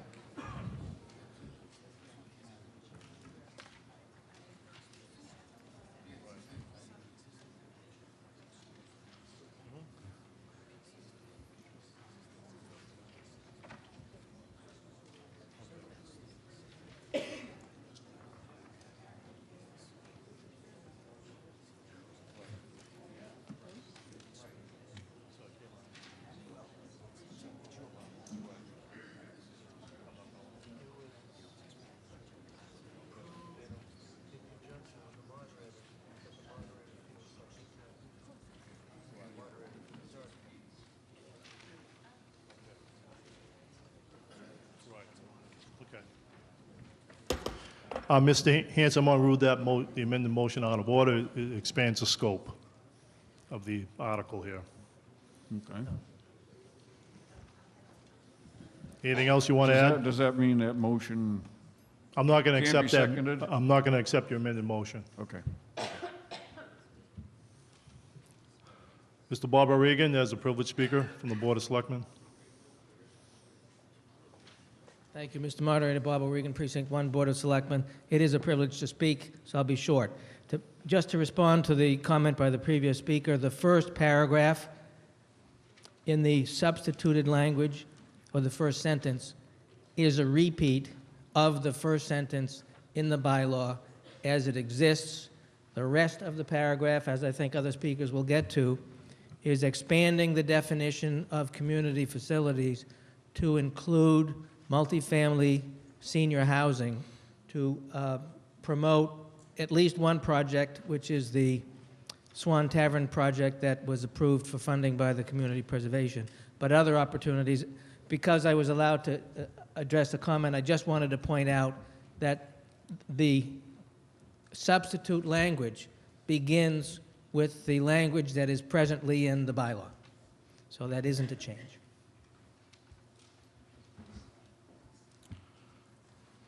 Mr. Gito?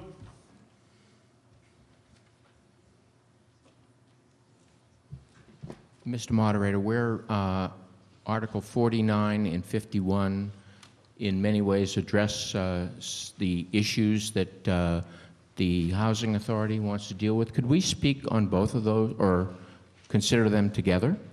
No. Moderator's ruling no, because there's a process we're going to follow this evening. We're going to hear Article 51, and then we'll go from there.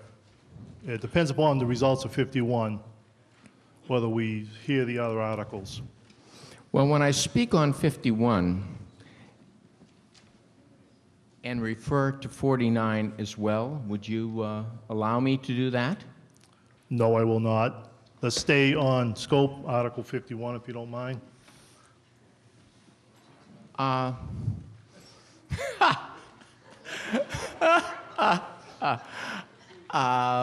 Let's see now. The Housing Authority put in the not Article 51 and was perfectly happy with that article being able to address all of its issues. And in addition, the non-Article 51 would also allow for other elderly housing in the downtown area that is not present in Article 51. Now, it seems to me that we should be seeking to approve an article that may help the Housing Authority in accomplishing what it wants to do at the present time, and also perhaps to be addressing what it might want to do in the future. Now, if you think about elderly housing, putting it out in the periphery of town isn't necessarily always the best idea. So the non-Article 51 sort of address that issue. Article 51 does not address that issue. I'm not going to vote for Article 51, but I would vote for the other article. Thank you. Thank you. All right, maybe at this point in time, Mr. Crimmins, are you going to represent the Housing Authority, or? I hope to. Okay, you're up next. Go ahead. Thank you, Mr. Moderator. Barry Crimmins, Precinct 4, and I do rise on behalf of the Stoughton Housing Authority. We had prepared a memo regarding the 4 zoning articles. I don't know if all of you, it was down at the table here tonight. Perhaps, Mr. Moderator, if I may, if the precinct chairs have not yet had a chance to pass this out, could I Why don't you ask? go ahead and read it? Please do. Okay. It's brief, so it addresses Article 51 as well as the Housing Authority's intention on the three articles that precede that. I did not know that Article 51 was going to be taken up first tonight. I think this memo will shed a little bit of light and hopefully clarify certainly what the position of the Stoughton Housing Authority is. The Stoughton Housing Authority is the petitioner of Articles 48, 49, and 50. We would intend to move to dismiss Article 48 when that article comes up. What we had intended to do, had Article 49 then come up next, is we were going to ask to table Article 49 pending action on Article 51. We were then going to move to dismiss Article 50, and then on Article 51, which we are presently discussing, the Housing Authority took a vote to support Article 51, and I'll explain the reason for the tabling of Article 49 in this context. We need, as a previous speaker alluded to, for the project that you good folks unanimously supported the other night, and again, I want to thank you for that support of the CPA funding for the Swans Tavern 710 Turnpike Street project that we hope to convert into 20 units of elderly housing. To do so, we need one of the two articles, either Article 51 or Article 49, to pass. What we were hoping to avoid was a long, protracted debate on the floor of town meeting about the relative merits of Articles 49 and 51, and so we felt the best course of action in order to guarantee the success of one of the two articles was to indicate our support for Article 51.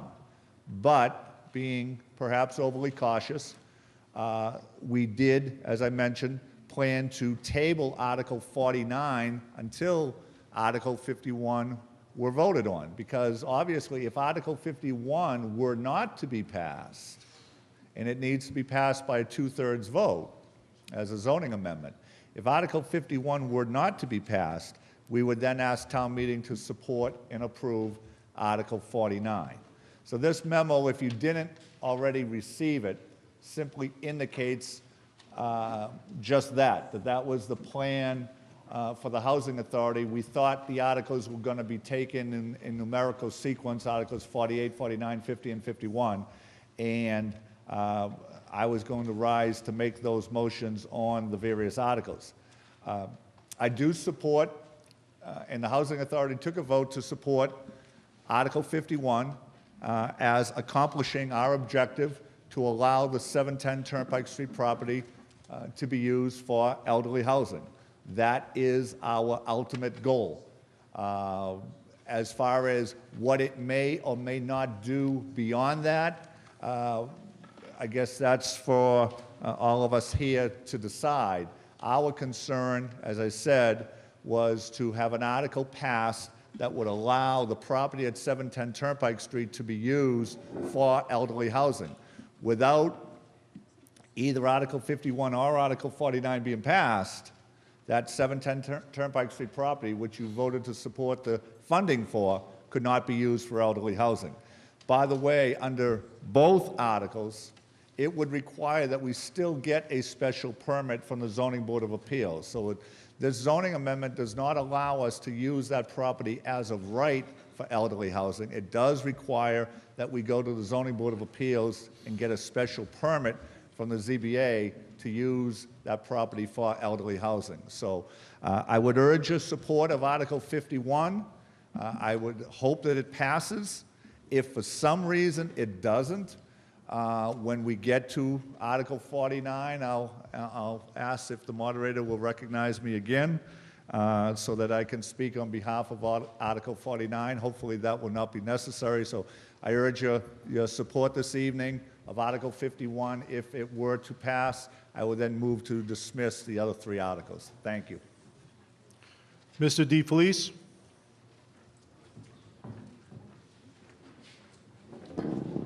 Thank you, Mr. Moderator. I just wanted to get a clarification as to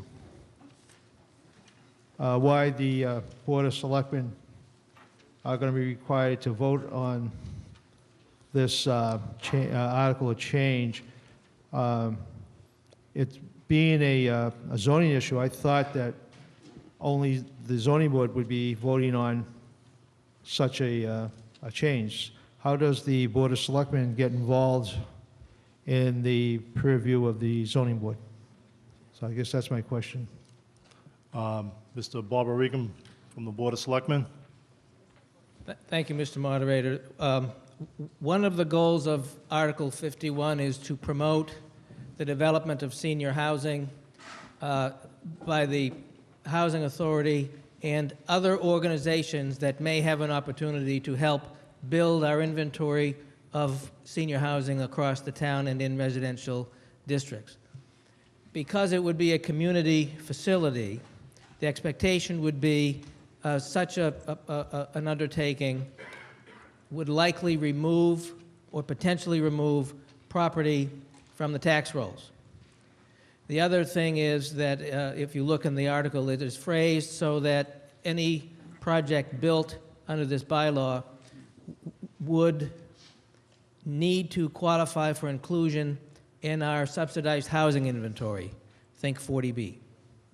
So what this is designed to permit a level of supervision for the other opportunities that may be created for developers of multifamily senior housing to come into the town in areas of the town that have parcels available, but do so in a way that will only increase the inventory of subsidized housing, translation, keep our inventory high, above 10% for 40B control, and look at the tax impact, if there is any, on moving a parcel out of the tax roll into non-taxable status. That's the only purpose for it.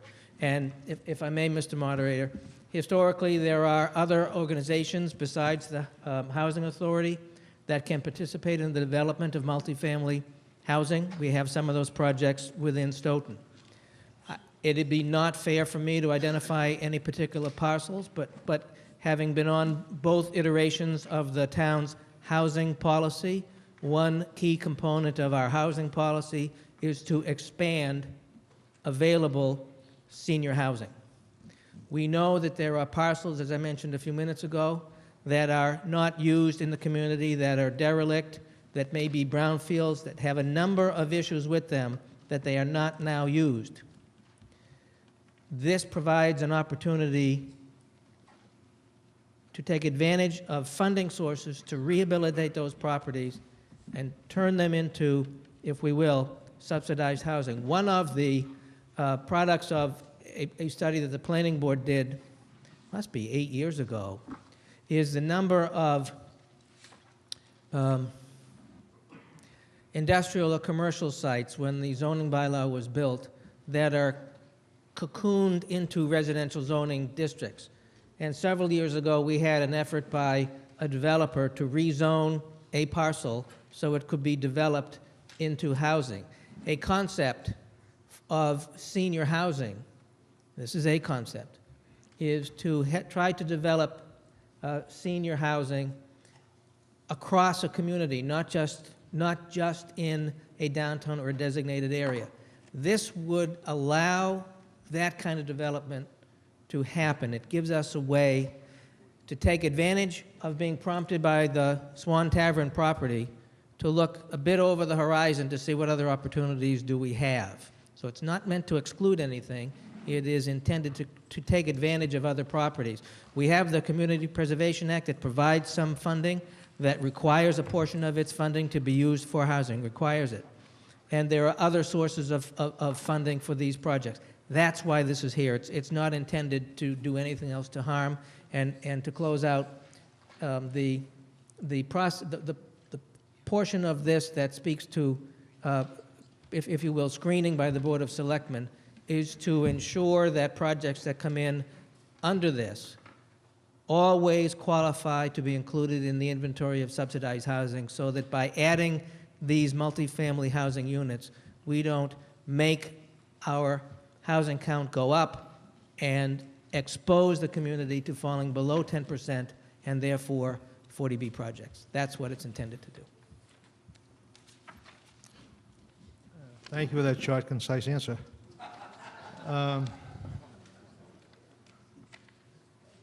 With all due respect to the previous speaker, I think when you start introducing the Board of Selectmen into issues that are adequately controlled by the zoning board, they deal with 40Bs all the time. They have, and as we all know, there's not a heck of a lot towns can do with 40Bs. They try their best, but they end up usually in the housing court in Boston, and they usually rule against towns. I think if you start putting the selectmen as another layer in here, it's just going to introduce politics into these projects. I think the zoning board is adequately able to take care of these projects as they are. So I think I'm going to go along with a former speaker and vote for the other article. Thank you. Pat Colburn? I'm sorry, at the risk of being Patty procedure, Mr. Coleman on the first night tabled Articles 48, 49, 50, and 51 till this evening, so do we not need a motion to take them off the table, just to be proper?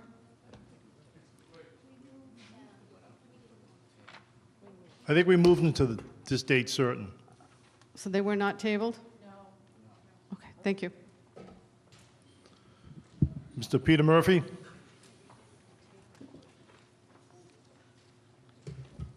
No, I'm not going to move the question. Peter Murphy, Precinct 2. Zoning in this town scares me. We've had many projects come along, 40B projects. One in particular was down this area, down off Turnpike Street. It was a 40B project. It was a 55 age limit on that. And what happens is it was a bad business plan. They come back before the zoning board and had that 55 lifted. My concern with this article here, it says 60 years old. I want to be guaranteed that they don't not remove the elderly label, the 60-year minimum off of this. So this housing turns into a different type of housing development. That scares me. How am I assured that that will not happen? You're the housing committee, right? I'm sorry, you're the... Who do you want to ask that question to, Mr. Murphy? Refer to the moderator here. Refer to Barry Crimmins. The Housing Authority? Yes, the Housing Authority. Could you answer that for us?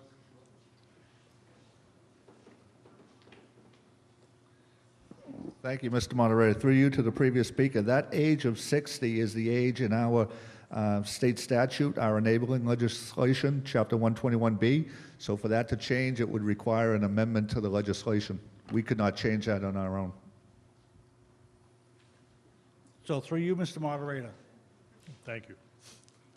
there's no way that the age limit on that would be changed or reduced or eliminated so that a younger generation or whatever people in need of housing would move into that area. Am I correct in what I'm... Okay. Thank you. Mr. Cohn?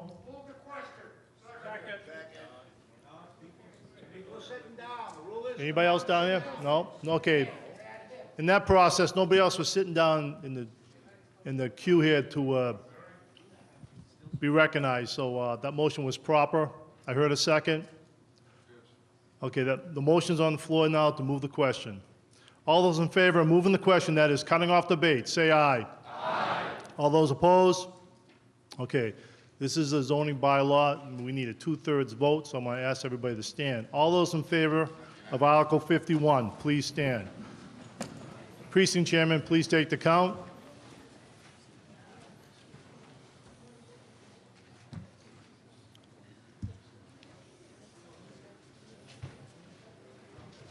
Precinct 1? 9. Precinct 2? 17. Precinct 3? What was that again? 11. Precinct 4? 14. Thank you. Precinct 5? 8. Precinct 6? 16. Precinct 7? I'm sorry, what was that? 9. And precinct 8? 11. Thank you. 11. All those opposed, please rise. Precinct chairman, please take the count. Precinct 1? Hang on a second. 1. Precinct 1 is 1. Precinct 2? 2. Precinct 3? Precinct 3 is 1. Precinct 4? 3. Precinct 5? Precinct 5 is 1. Precinct 6? 2. Precinct 7? 0. And precinct 8? 0. Thank you. I think it's safe to say. Okay, that was very clear. It passed. What was the final tally? 95 yes, 10 no.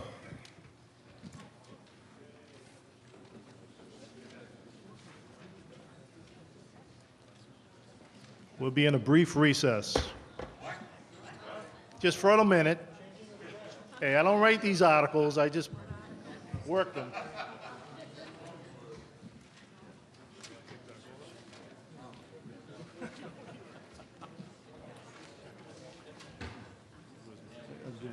Glasses and my watch. My bag. What time did you do? That was 9. Yeah, I didn't write down. 57. That's all right. I didn't write that time down here. So far, it looks good. And this one on it.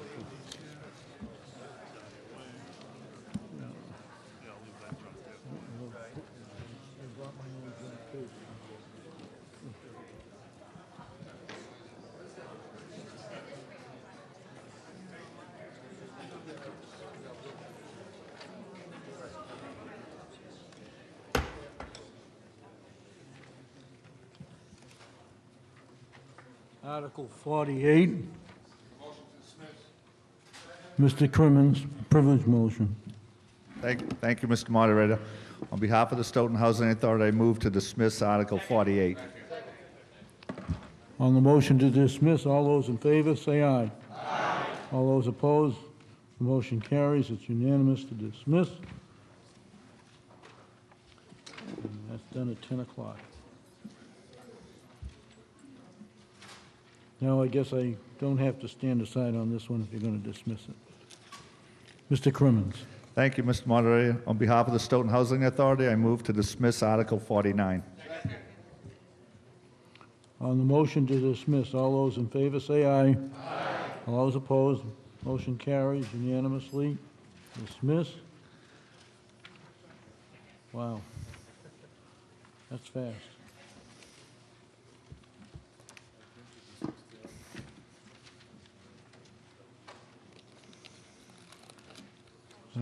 Article 50. I have no idea, because I looked around. It is, you're correct.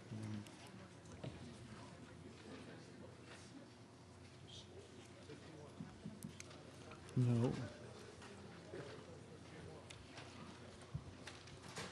I'm not using Greenwich Mean Time. Article 50, Mr. Crimmins. Thank you, Mr. Moderator. On behalf of the Stoughton Housing Authority, I move to dismiss Article 50. On the motion to dismiss, all in favor say aye. Aye. All those opposed, motion carries. Mr. Moderator, if I may, on behalf of the Stoughton Housing Authority, I want to thank all the town meeting members, the Board of Selectmen, the Finance Committee, Planning Board, Municipal Regulations Committee, and all the residents of the town for your support of this project. Thank you very much.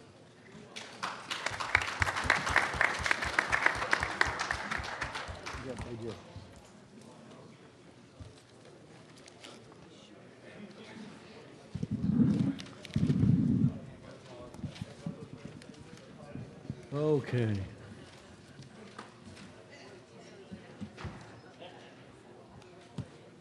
Now we're back to switching channels here. We are on actually returning to our cycle, taking care of the capital outlay articles. And I'm going to put this at,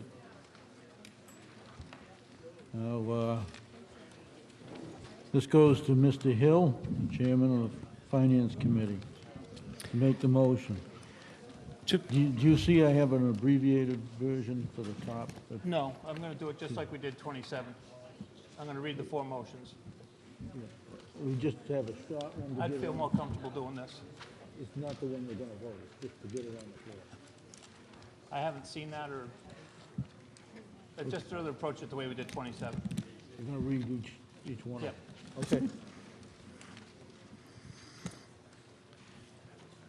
Article 28, to appropriate $56,000 to upgrade the meter reading recording equipment for the Water Department, and that to meet this appropriation, the Treasurer, with the approval of the Board of Selectmen, be authorized to borrow $56,000 under Mass General Law, Chapter 44, Sections 8, Paragraph 7C, or any other enabling authority, and to appropriate $100,000 for improvements to the Pratt's Court Treatment Facility for the Water Department, and that to meet this appropriation, the Treasurer, with the approval of the Board of Selectmen, be authorized to borrow $100,000 under Mass General Law, Chapter 44, Section 8, Paragraph 7C, or any other enable authority, and to appropriate $190,000 to purchase a Mack sander/plow for the Water Department, and that to meet this appropriation, the Treasurer, with the approval of the Board of Selectmen, be authorized to borrow $190,000 under Mass General Law, Chapter 44, Section 8, Paragraph 7C, or any other enable authority, and to appropriate $15,000 to pay for half of the cost of a Chevy Tahoe for the Water Department, and that to meet this appropriation, $15,000 be transferred from the Water Fund retained earnings.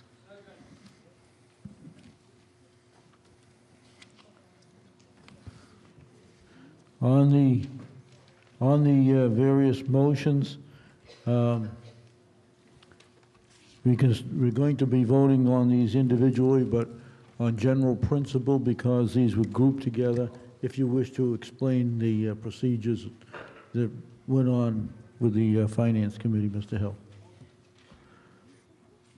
Mr. Moderator, I thought that we're approaching this just like we did 27. We read the individual articles and we vote on them as read as one. Okay. Are there any questions on the various items? Mr. Lurie.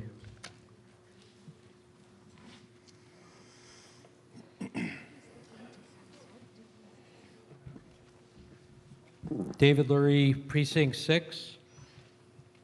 Question to the chairman of the Finance Committee, through you, Mr. Moderator. It's basically 28C, 28D, 28E that I have a question about. The other four, I believe, seem to be funded with appropriations that are going to be transferred and so forth. Why in the first three sub-articles, if you will, do we have to borrow money to satisfy the requirement when we have money that I heard at the beginning of our town meeting tonight, that there's plenty of money in the stabilization fund, that it doesn't seem to make sense that we would have to borrow money for these items? Through you, Mr. Moderator, to the current speaker, the town accountant will tell us or give us the amounts in retained earnings that can be spent for projects, and we take that dollar value and then allocate it over the projects that we see that we can do that with. There's more money in the sewer retained earnings than there is in the water, but this is what was determined by the town accountant. Through you, Mr. Moderator, I guess the question then becomes, when does the funds that we already have in our general funds, when does that get used instead of spending on a borrowed basis? Where's the line of when we exhaust money that's available versus what we plan to borrow? I'm confused. Well, the borrowings will be against the Water Department, and it'll be funded from the Water Department, and if in the future there needs to be supplements from that, it can be taken from retained earnings. Okay, so we're not borrowing from outside the town, we're borrowing from inside the town? Correct. All right, thank you. I'm all set.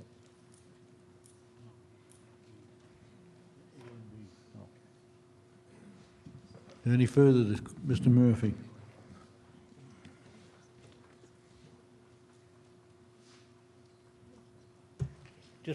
Just for clarification, municipal operations, we voted to approve the various expenses dealing with the DPW and what their needs were and what they wanted. Just for clarification, we're voting for everything that you approved, but also what you disapproved through the Finance Committee? Am I hearing you correct? All I read the motion for was what the Finance Committee approved based on the recommendations of the DPW in terms of their Tier 1 and Tier 2 priorities. The ones that we read were their Tier 1s. So, through you, Mr. Moderator, to the DPW. John is... Mr. Batchelder?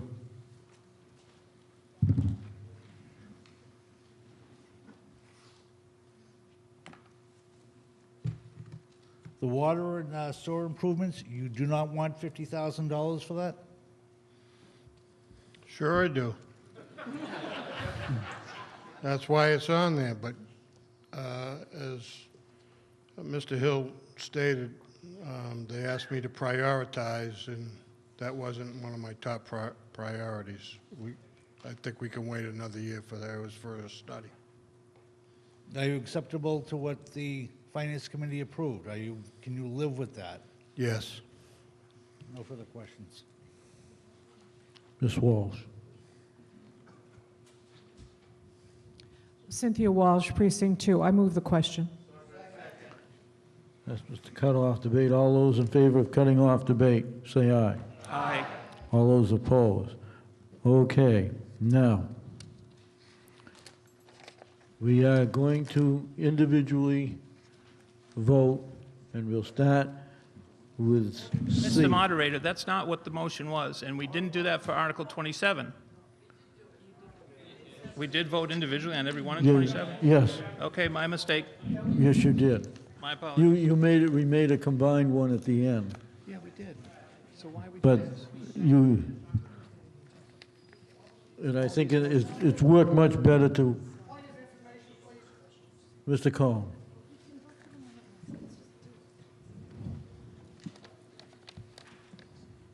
Why do we have to vote this individually? Is there a process of doing this?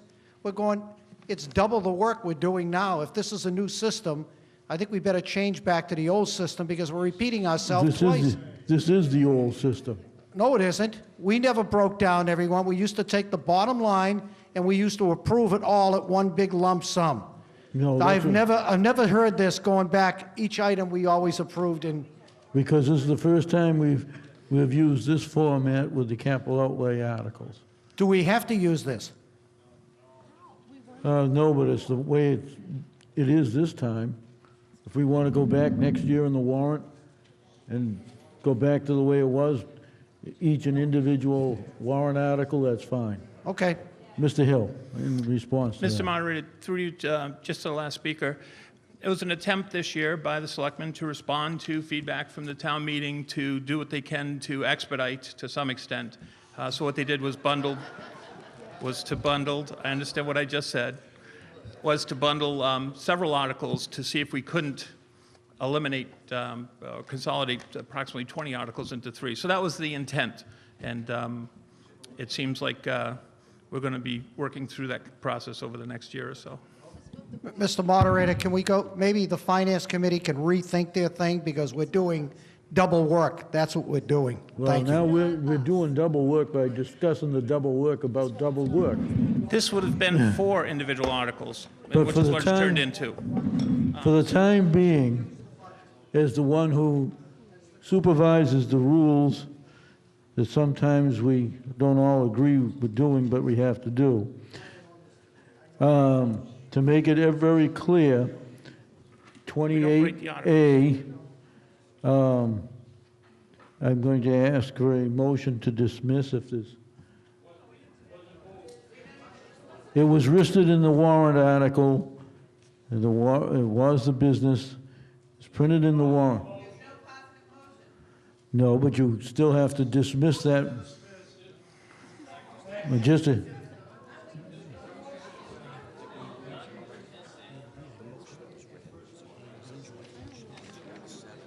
I don't either. We just voted on the 361. Don't look at that. 361. well, because they were published this way, and because they vary, yes. I know the question was brought by town council as to the fact that everything was read as a group, but individually, some of this is borrowing and some of this is transferring. And technically, all the borrowing has to have a 2/3 vote count if it's not unanimous. And transferring only requires a majority vote. When you have something that is combined in a multitude of this, it always becomes a majority vote. But in this case, it is the moderator's privilege to declare that we take a divided question because that was the way that was presented in the Finance Committee's report. So therefore, even though the article came before us, an article is before us which is identified as 28A, and the only thing that I can accept there is a motion to dismiss, and that should come from either the chairman of the Board of Selectmen or the town manager.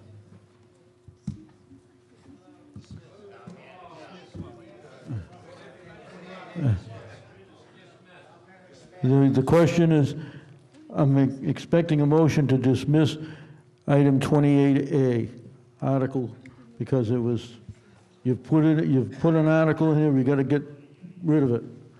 We've divided the question.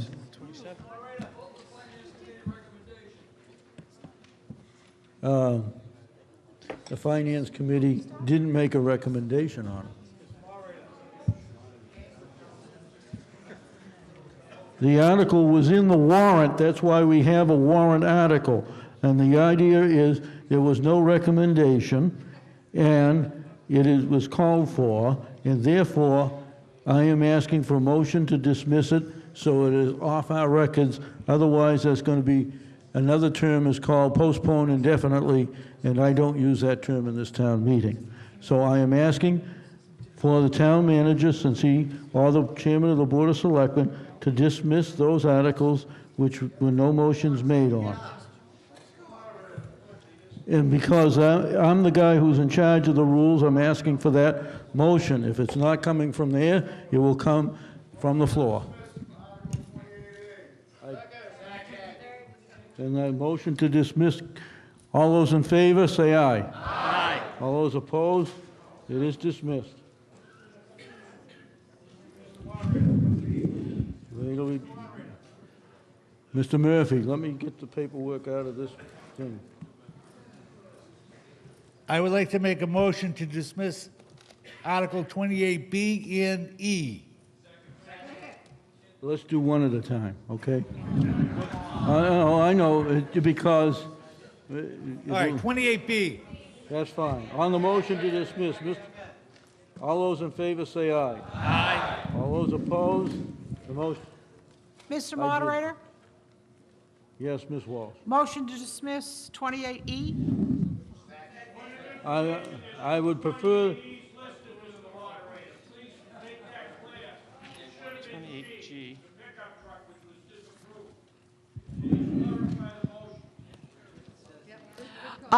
So it would be the second E, pickup truck. All right. Wait a minute, let me get that page.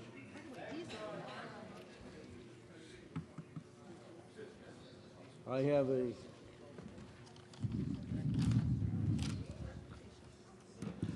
where's the pickup truck? Oh, okay, 28G, is that correction? On 28G, to dismiss, and that was made by Ms. Walsh. All those in favor, say aye. Aye. Actually, that's disfavor, but let's not get that technical.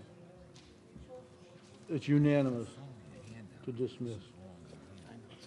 Now we get into the sensible stuff. we'll go back and, We read the motion. I declared it unanimous. There's nobody, if there's anybody opposed to dismissing these, say it right away, because what are you going to do about it? You can't, it's a housekeeping motion because there is no motion, but it just has to get the article off our records. Mr. Moderator? All right. The clerk has questioned it, and well, let's rather than the, Mr. Moderator, I move Article 28, C, D, first E, F, as read by the chairman, Mr. Hill, about a half an hour ago. I prefer, just the understanding, you're doing C, because there's a separate appropriations here that were listed. All right? They're all borrowings. I would prefer for our records, we started out, I'm asking for an individual vote for 28C. They were recorded and presented in the Finance Committee report. Let's be consistent. So I will ask for a motion on 28C, just to the... That's fine with me. That's for 60, so appropriate 56,000, right? And that's a good question.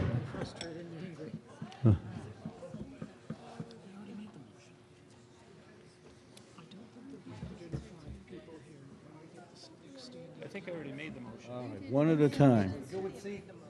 Yes, we're doing... Twice.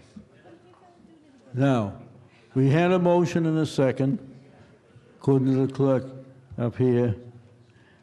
28C, and I will read it from here, all right?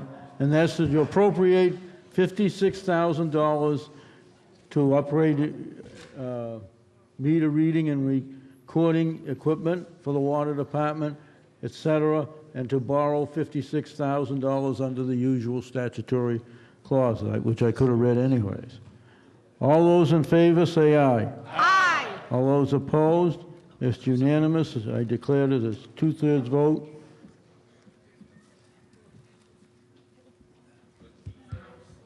Mr. Moderator, Mr. Murphy. I make a motion, Article 28D, Pratt Court Treatment Facility for $100,000, as written in the warrant, Which is to borrow 100,000. to borrow $100,000, as written in the warrant. All right, as read. All those in favor say aye. Aye. All those opposed? It's a unanimous vote. Mr. Moderator, I make a motion that Article 28E, the Max Sander, Sander and Plow, $190,000. We borrowed as written, as As As read. read. Yeah, that's fine. All those in favor say aye. Aye. All those opposed? The motion carries as unanimous. Mr. Moderator, I make a motion, Article 28F, Chevy Tahoe, four-wheel, a half a truck, $15,000. Which part of the, which half of the truck? That the money be, Retained earnings. the money be, money comes from free earnings. Retained From retained earnings, And it's to be transferred. to be transferred. That only requires a majority vote for the record. All those in favor say aye. Aye. All those opposed? It looks like, I heard a second, if you can figure out who it was. Now. Yes, it was unanimous.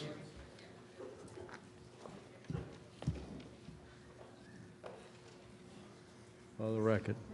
See, sometimes we get a little hurried about getting things done anyways. Okay, it is done. Okay. Mr. Moderator, could I thank town meeting, and hopefully you'll support the other half of my truck? I know, I better not answer that one. Which end of the truck, John? The rear axle. I think you can do that. You're a member of precinct. Yeah, let's go. We're losing people. Let's do this sewer. I'll go down. I recognize Mrs. Carrara to make a, Stephanie Carrara, Precinct 2. I make a motion that we adjourn tonight's meeting and continue it to next Wednesday night at 7:30 sharp. Oh, my God. Oh, sorry. I got everyone happy. It's this Wednesday. Sorry about that. I almost got away with it.